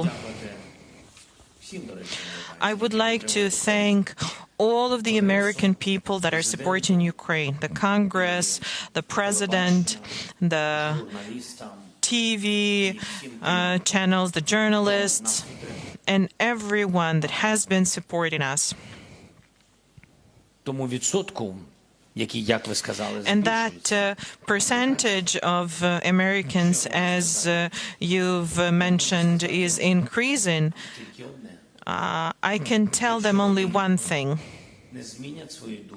If they do not change their opinion, if they do not understand us, if they do not support Ukraine, they will lose NATO, they will lose the clout of the United States, they will lose the leadership position that they are enjoying in the world, that they are enjoying for a very fair reason, and they will lose the support of the country with 40 million of population, with millions of children. Are American children any different than ours? Don't Americans enjoy the same things as we do? I don't think we're that different. And I'm actually very happy that we have bipartisan support, but we keep hearing those messages from time to time, and they're dangerous. There are political leaders that are elected by people, and if this issue is raised, those political leaders need to be responsible and cautious because people are looking at them. Who wants a third world war? Would anyone would anyone be willing to accept that risk? The U.S. is never going to give up on the NATO member states. If it happens so that Ukraine, due to various opinions and weakening and depleting of assistance, loses, Russia is going to enter Baltic states, NATO member states, and then the U.S. will have to send their sons and daughters exactly the same way as we are sending their sons and daughters to war, and they will have to fight. Because it's NATO that we're talking about, and they will be dying, God forbid, because it's a horrible thing. I wish peace and Ukrainian support to the United States. TV4, Sweden.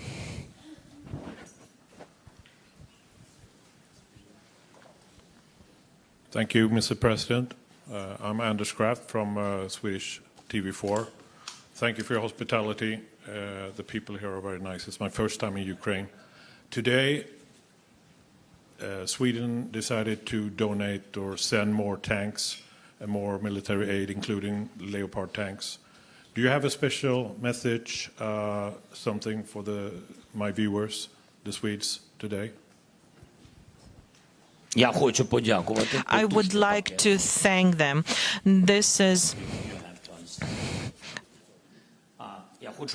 I would like to thank them. Genuinely, I'm very grateful to Sweden. This is a very powerful aid package. We are enjoying amazing relations with Sweden, with the Swedish leadership at various levels.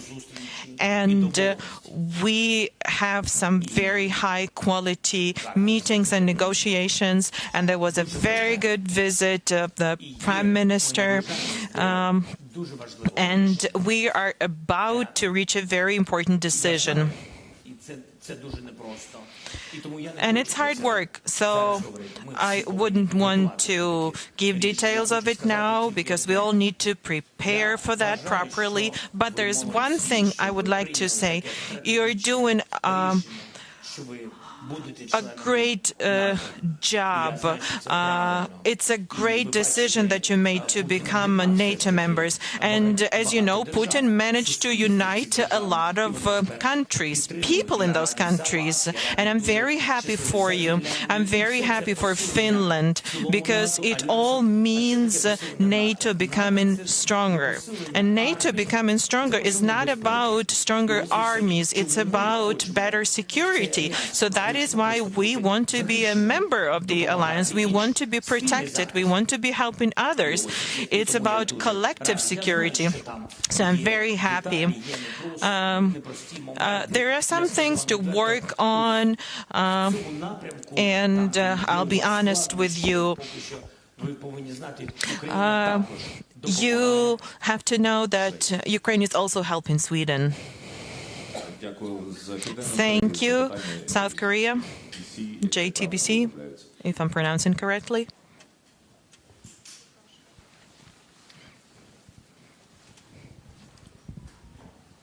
Thank you, Mr. President. I'm Hong, JTBC from South Korea, and I have one question.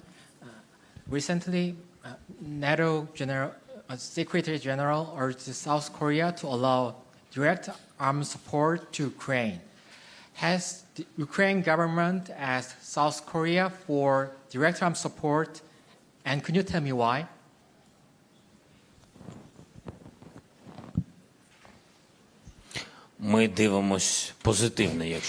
Well, it would be a great thing if there's direct supplies of weapons to us. We would welcome that. We actually invited the leadership of South Korea to come to Ukraine. We were working on a visit of our Prime Minister to South Korea. This was at the time when it was very hard for me to leave the country. We are very much interested in our relations. That is very important for us, and I think that we can continue it, and that's it. What can I say? There are some details what we discussed with other countries about your great country, and I hope that you will find possibilities to help Ukraine.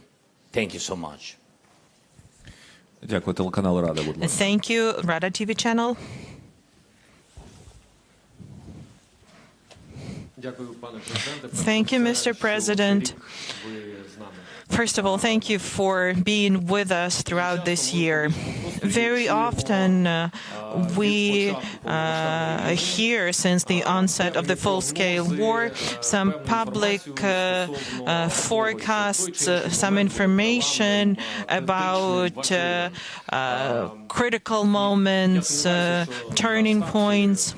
I don't think that these are the terms and concepts that are used at the Supreme Commander's HQ. But I have to ask a question. What are the odds of physically returning Crimea back to Ukraine, and what would be the reintegration solutions for Crimea that hasn't been with us since 2014. Everyone in Ukraine really wants the next step to be the final one, the victorious one. And very often someone gets emotional when talking to the media, even governmental officials of different levels. They sometimes say that in some time this and that is going to happen. Why? Because everybody wants it to happen. Everybody wants to bring back all of our territories. Well, we're all human beings. Sometimes these are mistakes, but we want the victory so bad because we deserve it. We really want the war to be over. We really want peace. We really want to return everything, to return our people, to bring our people back. This is what we want. We want our military, our defenders to come back alive. We want life to return to Ukraine. It is not enough. Emotions do not suffice. Emotional statements are not enough.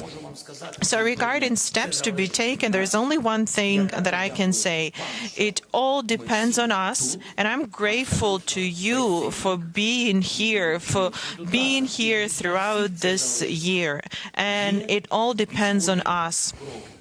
There are military steps to be taken, and we are getting ready.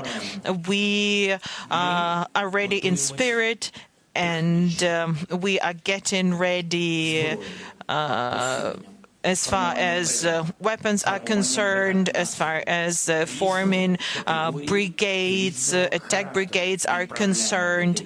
We are sending different people to train, not only in Ukraine, we're sending people to train in other countries because there are different weapons and we need to be ready. And there will be fair deoccupation steps and measures, and we can only hope that they succeed. BC, please. First row. Mr. President, you've made clear your belief that you can win the war this year. You've been clear about the importance of support and the speed at which it arrives. I wonder if in a year's time that victory doesn't arrive and you host a similar meeting like this, what do you think the most likely reason for that lack of victory would be? And if I could respectfully ask you to answer in English, I'd be very grateful. Dziękuję.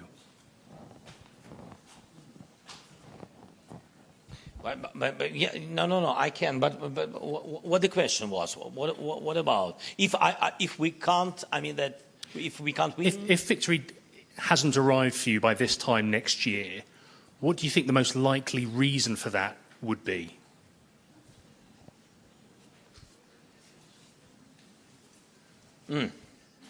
Okay, so the most important thing that the unity, that's true, because in the unity there is a huge support or weak support.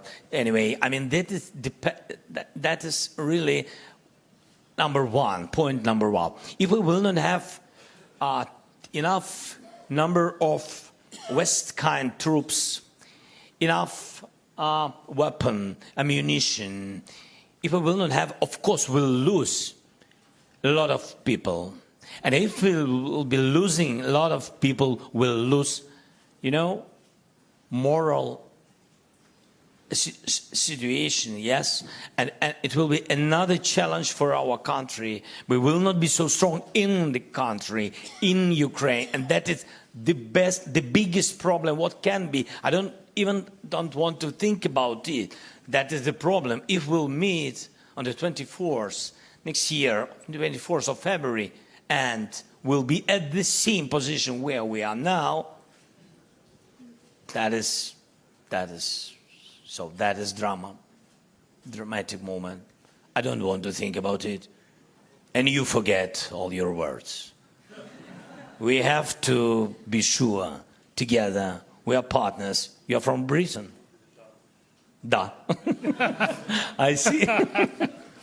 I see. Okay. Thank you so much. We'll win. Далі запитання, будь ласка, від... Where our aircraft's Typhoon?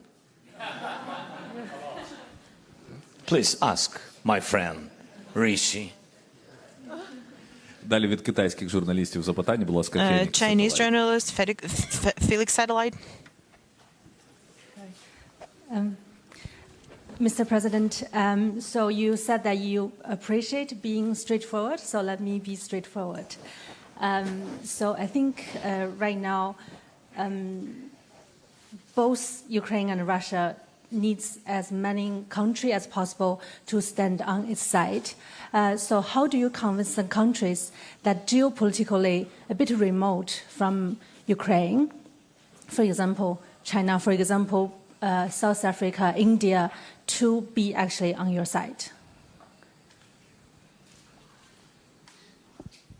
Розкажи мені, будь ласка, Сергій, я вже погано чую. Що було? Є країни, які геополітично віддали. There are countries that are geopolitically far from Ukraine. І Південна Африка. Що плануєте? And South Africa. So what can you tell them? How do you encourage them to side with us? First of all, I plan to meet with Xi Jinping, and I think that would be useful to our countries and to global security. We have a significant commodities turnover, trade with China. And, we are the countries that are interested in preserving our economic relations. As far as I know, China respects territorial integrity, historic territorial integrity, which means that China needs to do its best to make sure that Russian Federation withdraws from our territory, because that's what respect for territorial integrity and sovereignty is. Would you agree with me? Yes. It's great. It's very good, soft step forward. І це дуже важливо, що ми одне одного розуміємо. And it's great that we are on the same page. You see, I'm already starting public diplomatic relations here. I think live people cannot be killed. Would you agree with me?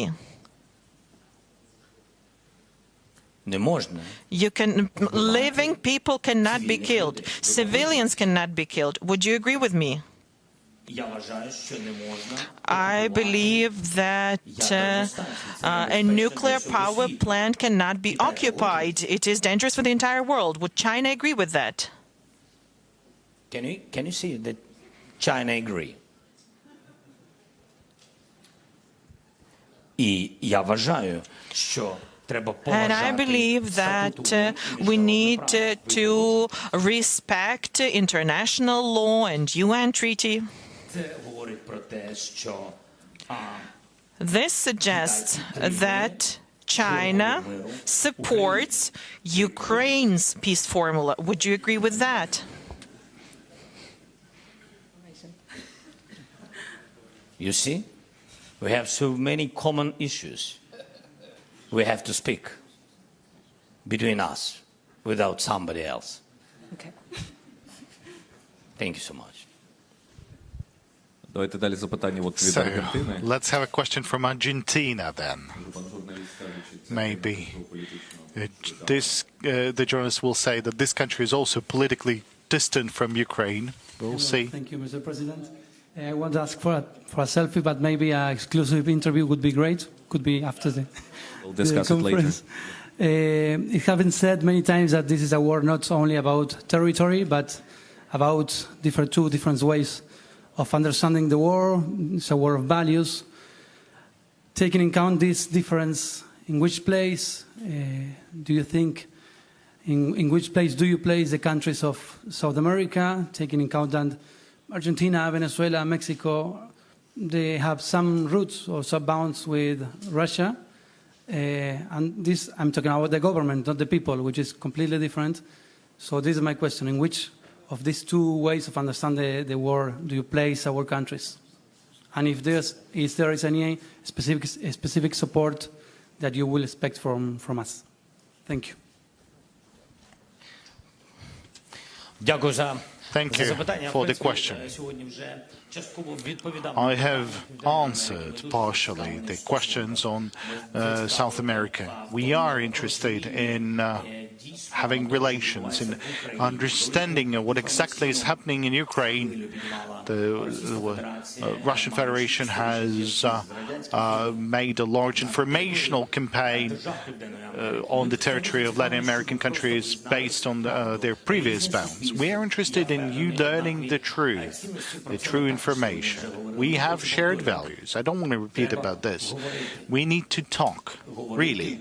We need to talk, and Ukraine has to talk to all the countries now, to all the countries that are not willing to support the destruction of the territories, the destruction of the states. We have to talk, because we're all interested in global security, because there are so many natural challenges. You can see what's happening around us, and therefore we have to think how to preserve the humans, the environment, the planet for our new generations, but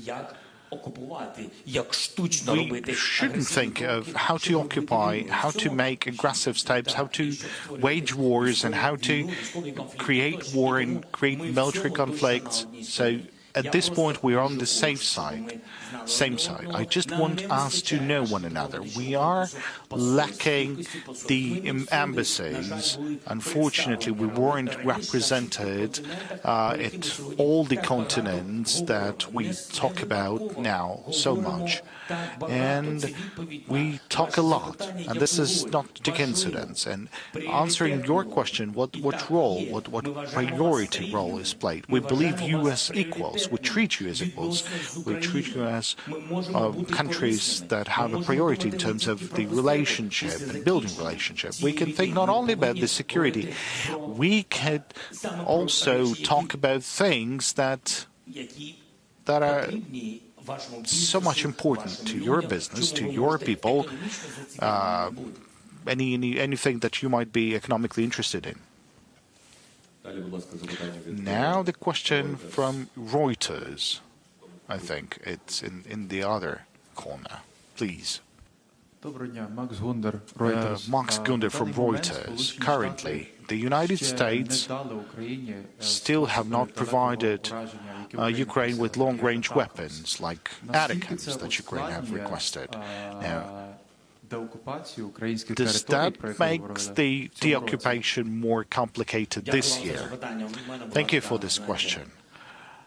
I had a very frank conversation with the United States and with the EU countries, and that's one of the reasons for me to go to the EU and to UK and to the United States.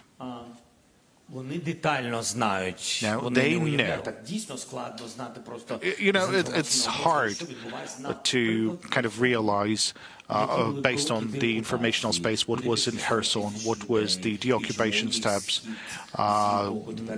why or where did they redeploy this 40,000 men, why the East has become reinforced. They don't know all these details, that the enemy was running. We were pressing them hard.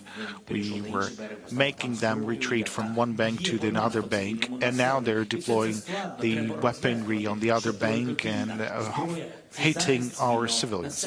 And we have to keep on saying and explaining that long-range weapons is about the protection of our civilians, because many partners, they have their own kind of thoughts in terms of supplying ATACMS and such powerful weapons. And by the way, we've agreed with UK a different kind, but still it's a long-range weaponry, and we had to work a lot because there's different kind of realization in terms of Ukraine needs long-range weapons to fight or to hit targets on the territory of Russia.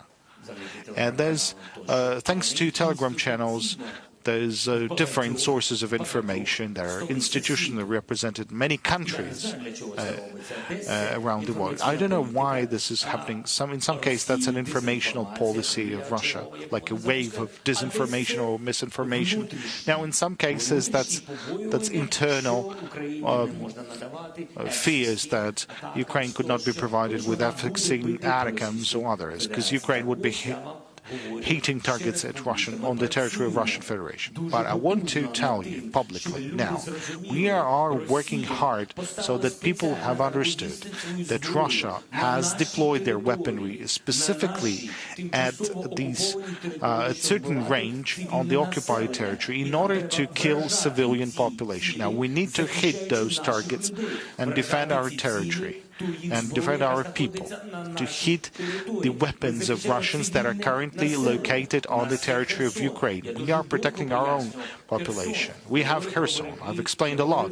I've talked about the banks, I talked about the details, the streets, the amount of population. That's a wonderful city with a population of over 500,000 before the invasion. And then when we deoccupied and the people were happy, there were only 85,000 people. Only 85,000. Someone was forcibly deported, others were killed. We found graves, someone left the country, and when we've deoccupied in a week, a couple of thousand people have returned. Like what Russia has done, they've deployed weapons on our territory and started firing from the other bank of the river Dnieper, knowing that our weapons would not be able to hit them, and they were killing civilians. And now there's people being killed, and so the people were leaving the city. And where are they heating? They're heating bus stations, electricity, potable water supplies, gas supply pipelines. That's what's happening. I mean, you try to go to the hospital, they're heating hospitals and schools. So that's what happened. And it's hard to find information like that.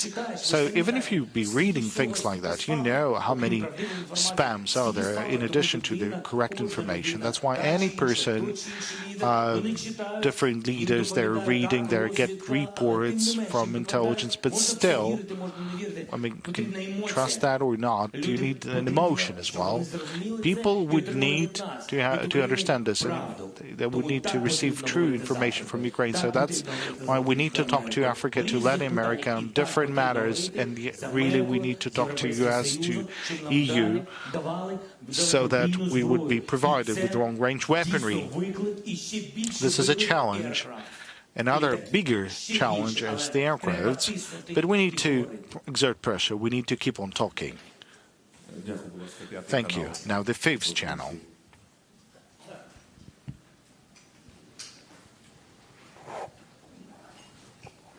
Mr. President, thank you for having a chance to have this question by the fifth channel. We were disconnected from the news environment. We're not allowed to operate. But when US and NATO were warning about full-scale war, you called upon Ukrainians to not listen to the provocation. Now, do you kind of rethink that shouldn't be the case? And do you think that it was your personal mistake that the citizens were not well prepared for this war? And what could be the punishment for the ex-head of the Security Service of Ukraine and your friend Ivan Bakanov? Do you think he's in Ukraine? And do you agree that because of FSSU? Thank you for report. It was good. I thought I was here on the 24th of February. I wasn't going anywhere.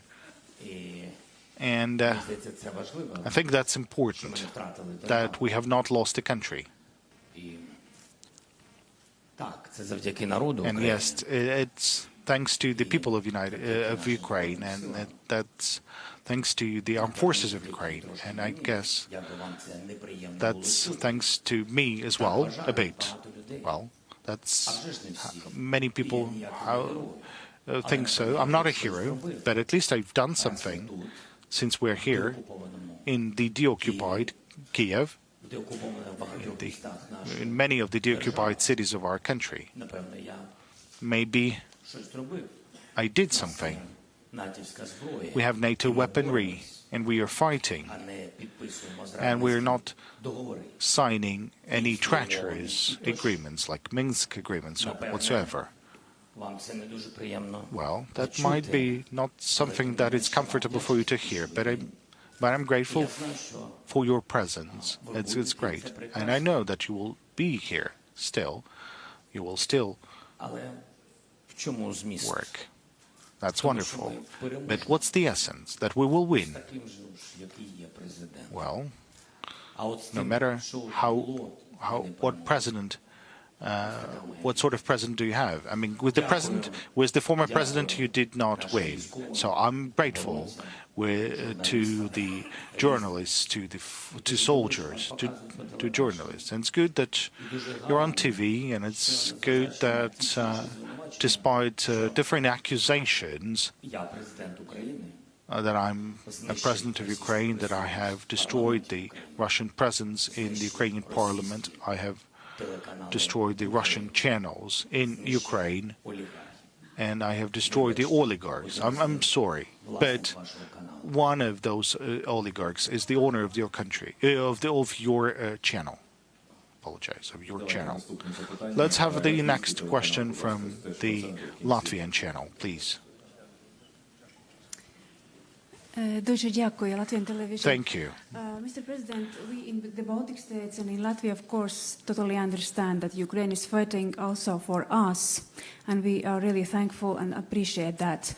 But you also mentioned that Russia might be interested in to attack NATO member states. So after all this very extremely difficult year and bearing in mind all your experience, what would you advise to the Baltic states how to live in this time?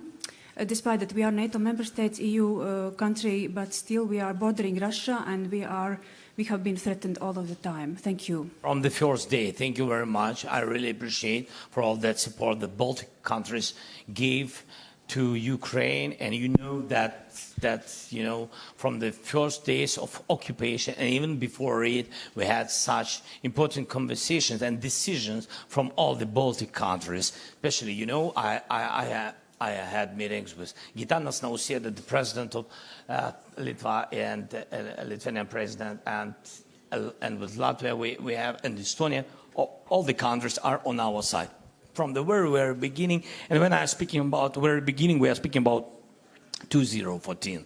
So it's so important that we have such friends, strategic friends, really warm friends, real friends. That is important. And what can I recommend? We always, Ukrainian, will remember all that support you've done. And of course, we'll be together with you. And I wish you peace. And we'll stay strong. And I know that you will never be alone. All your people, all your great nation. Somebody said that Baltic countries, small countries, maybe small country, but very big and great nation. Thank you so much. Дякую. Від польських питання, будь ласка, від ТВП. Now the question from the Polish colleagues from TVP. And if possible, could you please change the system for hearing the interpretation? Two brief questions. You have a peace formula. We already know that, and that these are conditions for talks with Russia. But we know that Russia is not willing to respond to that. Now, how far do you need to go in order to make Russia sit at the negotiations table? Or the only way is to make Russians withdraw their forces? Or maybe, I don't know, have Ukrainian tanks in Moscow. And since we have television colleagues from many countries, there are people waiting for the safe skies in Ukraine. So Germany, Romania, Poland, UK, Spain. Now, what would you tell Well, any message you would like to address to the Ukrainians, to refugees staying in those countries, since we have so many journalists from those countries? Well, in the beginning, you said about negotiations. I think that under current conditions, that's something we've already talked about this. But still, we need to be strong. And in order to be strong in any negotiations, Ukraine needs to be strong on the battlefield. Now, in this case, you can reach a fair peace under conditions of a civilized world. And I think that's the most important. If you retreat, if you are occupied, if you are diminished, and that's what Russia has done by reaching Kyiv when they've occupied a part of our country. And you've seen their response. They've provided ultimatums, they were torturing people. So we know the result when they're strong and when we are occupied. That is why I think that it's important to be strong on the battlefield, that you will have a strong position on the negotiations. So let's reach that step. Let's deoccupy as much as possible. This is very important to us. We will be stronger. That's first. Now, the second part. Now, what can I tell to our Ukrainian fellow citizens, since we have so many journalists from different countries in this room? Something's happening. Okay, so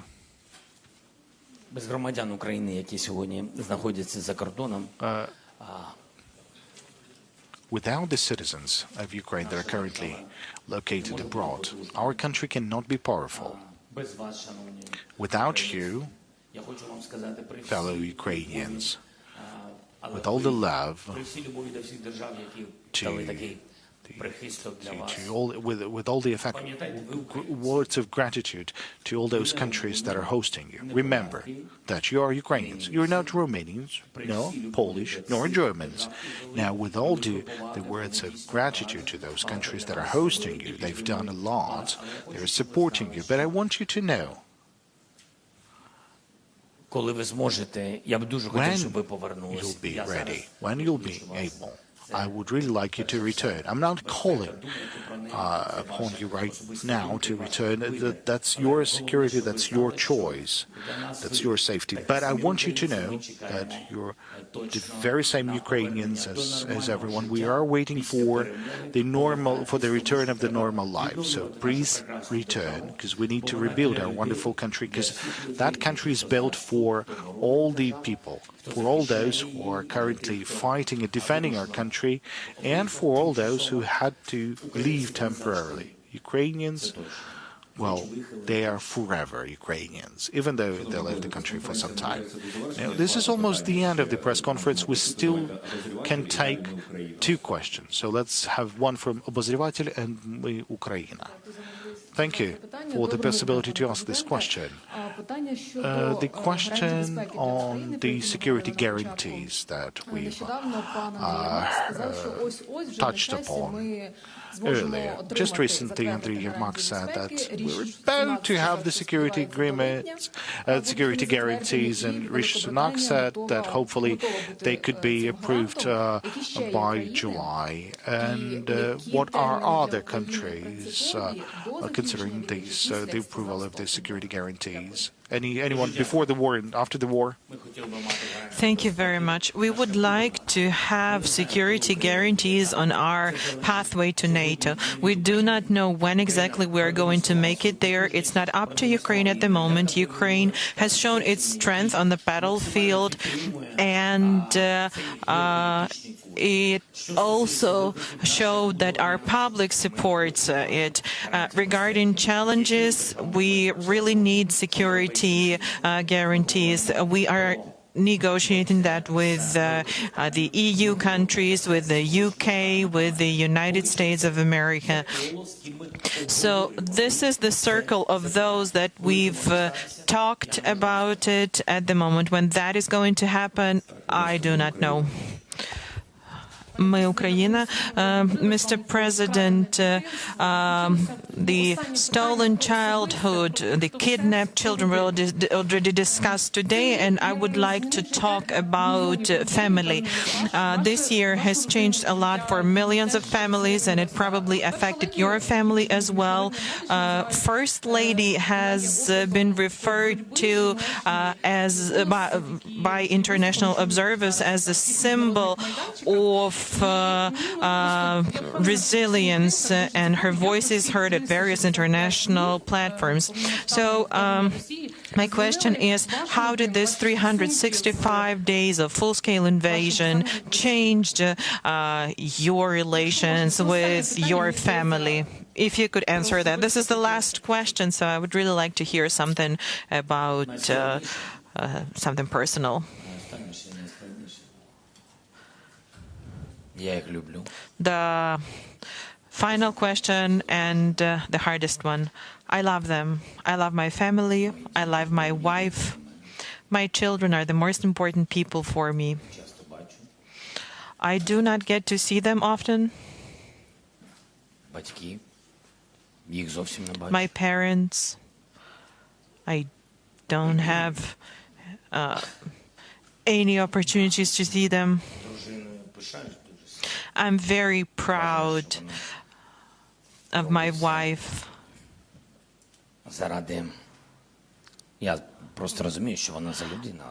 I know what kind of person she is, and I know that she is doing everything she can for the sake of children and the country, and of course it's a great thing for her to do something for the sake of me. Well, on a joking note, they're all in my heart, of course.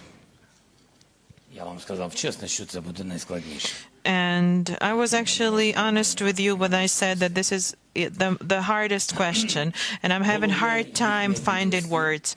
The most important thing is not to let them down. The most important thing is to make sure that my children are proud of me. And I am happy that they're in Ukraine, that they go to Ukrainian universities. It is very important for a president of Ukraine, for the incumbent president or for the previous president. When you're a president of a country in war, you have to be here because the men and women are dying here, and it's important for your wife and your children to be here. I cannot order them to be here. What's important is that they are this kind of people, and I'm very lucky to have this family and this country. I can see there are a lot of questions, but unfortunately 2.5 hours were not enough to address all of the questions. But this has been a very hard week and a very hard day, so we have to wrap up now. Thank you, everyone.